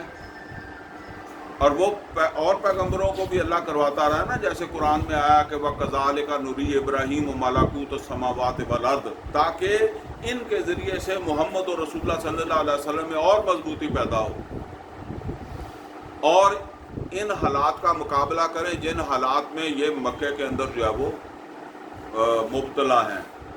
اور اکیلے محمد اور رسول اللہ صلی اللہ علیہ وسلم تو نہیں مبتلا تھے نا، وہ باقی صحابہ کرام کے در تھے. زیادہ تو باقی بھگت رہے، ٹھیک ہے نا. یعنی عملی تشدد جو تھا وہ باقیوں کے اوپر زیادہ تھا. لیکن ایک اور طرح کا تشدد وہ تحریک کے جو لیڈر ہیں ان کے اوپر ہے، محمد اور رسول اللہ صلی اللہ علیہ وسلم کے اوپر ہے. تو بہرحال ان حالات میں اللہ تعالیٰ نے مسلمانوں کے اس جہاد کی کیفیت کو بیان کیا جو جہاد وہ مکہ میں کر رہے تھے. میں نے بتایا نا یہاں دونوں رنگ ہیں، مکی جہاد بھی اور مدنی جہاد، لیکن دونوں کا حاصل کیا ہے؟ اللہ کے دین کا غلبہ. چلیں، فرمایا آمن الرسول بما انزل الیہ من ربہ والمؤمنون، ایمان لایا ہے رسول بما انزل الیہ من ربہ والمؤمنون، جو ان کے رب کی طرف سے ان پر نازل ہوا ہے اور دوسرے ایمان والے بھی. یعنی اللہ نے یہاں تصدیق کی ہے کہ واقعی رسول کا ایمان ہے اس قرآن پر، اور جو باقی لوگ صحابہ ہیں ان کا بھی ایمان ہے اس قرآن پر، وہ ایمان رکھتے ہیں. ایمان کا مطلب کیا ہے؟ یقین، اور یقین کا مطلب یہ ہے کہ پھر آپ اپنے یقین کے مطابق عمل کرتے ہیں. سمجھ آئی نا بات؟ تو جب اللہ تعالیٰ نے یہ حکم دیا ہے کہ تم دین کو سر بلند کرو، یا ایھا المدثر قم فانذر وربک فکبر، یہ تمہارا کام ہے، اور ہوتا نظر نہیں آ رہا، تو بندہ کیا سوچتا ہے؟ بندہ اپنے بارے میں سوچنے لگ جاتا ہے کہ شاید میرے اندر ہی کمی ہے، شاید میں ہی جو ہے وہ پوری طرح جو ہے وہ محنت نہیں کر رہا، کوشش نہیں کر رہا. ٹھیک ہے نا؟ تو اس سے کیا ہوتا ہے؟ اس سے بعض اوقات انسان میں وہ اعصابی کمزوری پیدا ہو جاتی ہے. پھر نفسیاتی طور پر انسان جو ہے وہ، جس طرح کئی دفعہ ہوتا ہے کہ جب آپ جذبے کے ساتھ اٹھتے ہیں کہ جی یہ کام کریں، اور پھر آپ کو پتہ لگتا ہے کہ جی یہ تو ہونے آنے والا نہیں ہے، تو وہ نوح علیہ الصلوۃ والسلام والا حوصلہ کہاں سے آئے گا کہ ہونے والا نہیں بھی ہے پھر بھی ٹکرے مار رہا ہے. بات تو یہ ہے کہ آپ کو نظر آتا ہونے والا نہیں ہے، آپ پھر بھی پہاڑ کے ساتھ ٹکرے مار رہے ہیں. یہ تھا صورتحال مکہ کی. تو کیونکہ اس طرح کی صورتحال جو ہے نا وہ پھر بندے کے اعصاب کو متاثر کرتی ہے، ہمت میں کمی آتی ہے، اور جب کمی آتی ہے تو پھر اس کا نتیجہ کیا ہے کہ وہ کوشش جو ہے اس میں آدمی سستی آ جاتی ہے. تو وہ اللہ کہتا سستی تو نہیں آنی چاہیے اس قرآن کی تبلیغ میں. تو فرمایا کہ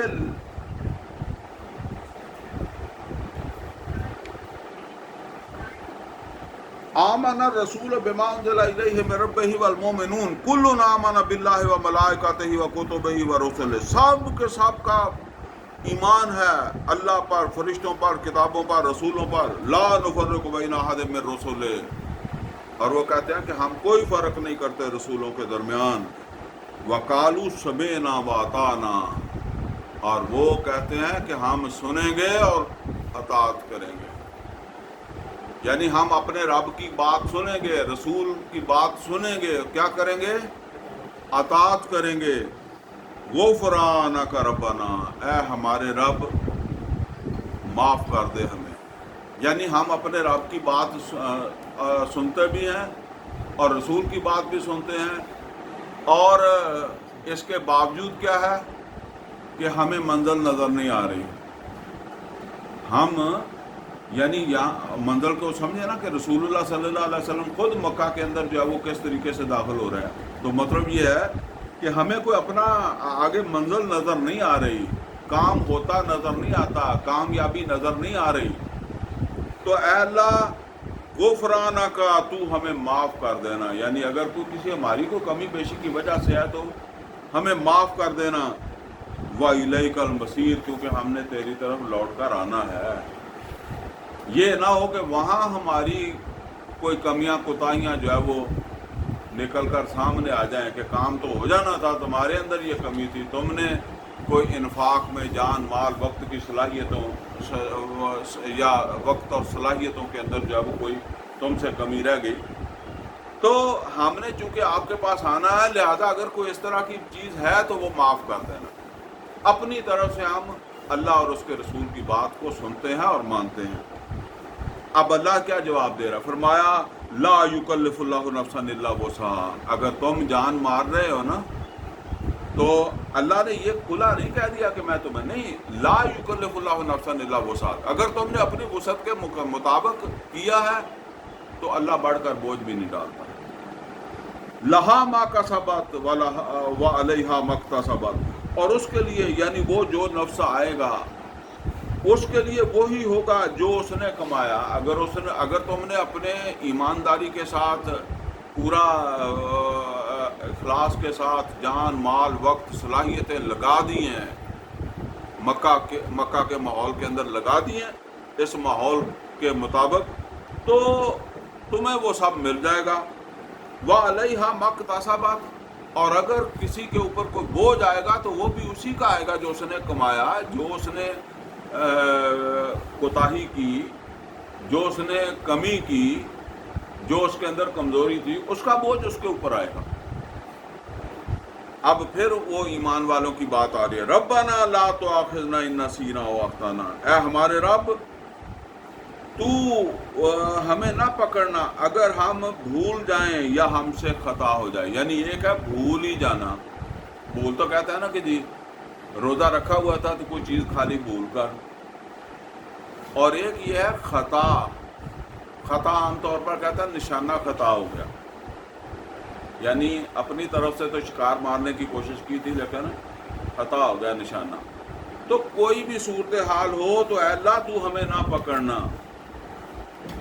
ربنا ولا تحمل علینا اصرا کما حملتہ علی الذین من قبلنا، اور اے ہمارے رب تو وہ بوجھ نہ ڈالنا ہمارے اوپر جو تو نے جو ہے وہ ان لوگوں کے اوپر ڈالا جو ہم سے پہلے تھے، اس طرح کا بوجھ ہمیں نہ ڈالنا. اس کا مطلب یہ ہے کہ پہلے بھی بڑی آزمائشوں میں سے لوگ رہے ہیں. قرآن کریم میں آیا ام حسبتم ان تدخلوا الجنہ ولما یاتکم مثل الذین خلو من قبلکم مستهم الباساء والضراء وزلزلوا حتى يقول الرسول والذین آمنوا معه متى نصر اللہ. اور نبی صلی اللہ علیہ وسلم نے فرمایا ایسے بھی لوگوں کے ساتھ ہوا کہ آرے کے ساتھ چیرا گیا اور ان سے وہ اپنے ایمان سے دستبردار نہیں ہوئے، اور کسی کی جسم سے لوہے کی کنگھیوں سے گوشت کھرچا گیا تو وہ اپنے ایمان سے دستبردار نہیں ہوا. یہ ان صحابہ کو کہا جن کو چیرا گیا تھا، یاسر بن رضی اللہ تعالیٰ عنہ، سمیہ رضی اللہ تعالیٰ عنہ، خباب بن عرط رضی اللہ تعالیٰ عنہ. انہوں نے کہا تھا نا کہ اے اللہ کے رسول دعا کریں کہ اللہ مدد کر دے، تو اس کے جواب میں نبی صلی اللہ علیہ وسلم نے فرمایا. تو اب یہ صحابہ کہہ رہے ہیں اللہ اس طرح کا بوجھ ہمارے اوپر نہ ڈالنا. ربنا ولا تحملنا ما لا طاقت لنا بہ، اے ہمارے رب تو ہمارے اوپر وہ بوجھ نہ ڈالنا جس کی ہمارے اندر طاقت نہ ہو. واعف عنا، ہمیں معاف کر دینا. واغفر لنا، ہمیں بخش دینا. وارحمنا، ہمارے اوپر رحم کر دینا. انت مولانا، تو ہی ہمارا آقا اور کارساز ہے، تو ہی ہمارے کام سیدھے کرنے والا ہے، تو ہی ہمارا پشت پناہ ہے. یہ آخری الفاظ ذرا نوٹ کر لیں، فانصرنا علی القوم الکافرین. تو بس تو ہماری مدد کر دے کافروں کے مقابلے میں، نصرت کر دے کس کے مقابلے میں؟ کافروں کے مقابلے میں. اچھا جی، ایک آیت ہم نے اسی صورت میں پڑھی تھی، 250 نمبر آیت، جہاں وہ طالوت اور جالوت کا واقعہ آیا تھا نا.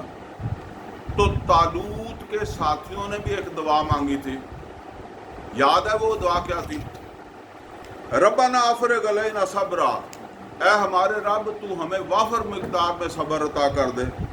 وثبت اقدامنا، اور ہمارے قدم جما دے. وانصرنا علی القوم الکافرین، یہ الفاظ نوٹ کرے، وانصرنا علی القوم الکافرین، اور ہماری مدد کر دے کافروں کے مقابلے میں. یہ کافروں کے مقابلے میں مدد کب مانگ رہے ہیں طالوت کے ساتھی؟ جب وہ میدان جنگ میں ہیں، یعنی جسے ہم مدنی جہاد کہتے ہیں، ہجرت کے بعد کا جہاد ہے. یہ جہاد تھا اس وقت طالوت کا، جس میں اب مسلمان جو ہے وہ داخل ہو رہے تھے. تو وہاں بھی کیا ہے؟ فانصرنا علی القوم الکافرین، وہ بھی اللہ سے دعا کرتے ہیں کہ ہماری کافروں کے مقابلے میں ہماری مدد فرما. اور یہاں مکے میں بیٹھے ہوئے مسلمان بیٹھے نہیں، قرآن کا جہاد کرتے ہوئے، قرآن کی تبلیغ، قرآن کی وعظ نصیحت ایک کرتے ہوئے جو پریشانیاں آتی ہیں، وہ بھی کیا کہہ رہے ہیں؟ فانصرنا علی القوم الکافرین. تو اس کا مطلب یہ ہے کہ جہاد مکے کا ہے یا مدینے کا ہے، اس کا مقصد ایک ہی ہے کہ کافروں کے اوپر غلبہ ہو اور اللہ کی کبریائی قائم ہو، احکم الحاکمیت کی حاکمیت جو وہ قائم ہو. یعنی جس سطح پر بھی ہے، جہاں بھی ہیں ایمان والے، ان کا ہدف یہ ہے. جس طرح جب ہم ایک مکان بناتے ہیں، اگرچہ ہم اس کی بنیادیں کھود رہے ہیں، تو ہماری وہ جو ہدف کیا ہے؟ چھت، چوٹی. تو اللہ تعالیٰ سے دعا ہے آج ہم اس چھت سے محروم ہیں. پوری دنیا کے مسلمان توحید کی چوٹی سے محروم ہیں. یہ توحید کی چوٹی ہے، اس چھت سے محروم ہے جو محمد رسول اللہ صلی اللہ علیہ وسلم ڈال کے گئے تھے. باقی آپ سمجھ لیں کوئی بنیاد ہے، کوئی کچھ ہے، کوئی کچھ ہے. اللہ سے دعا ہے کہ اللہ ہمیں قرآن کا فہم عطا فرمائے، عمل کی توفیق عطا فرمائے. اقول قولی ھذا واستغفر لی ولکم ولسائر المسلمین والمسلمات.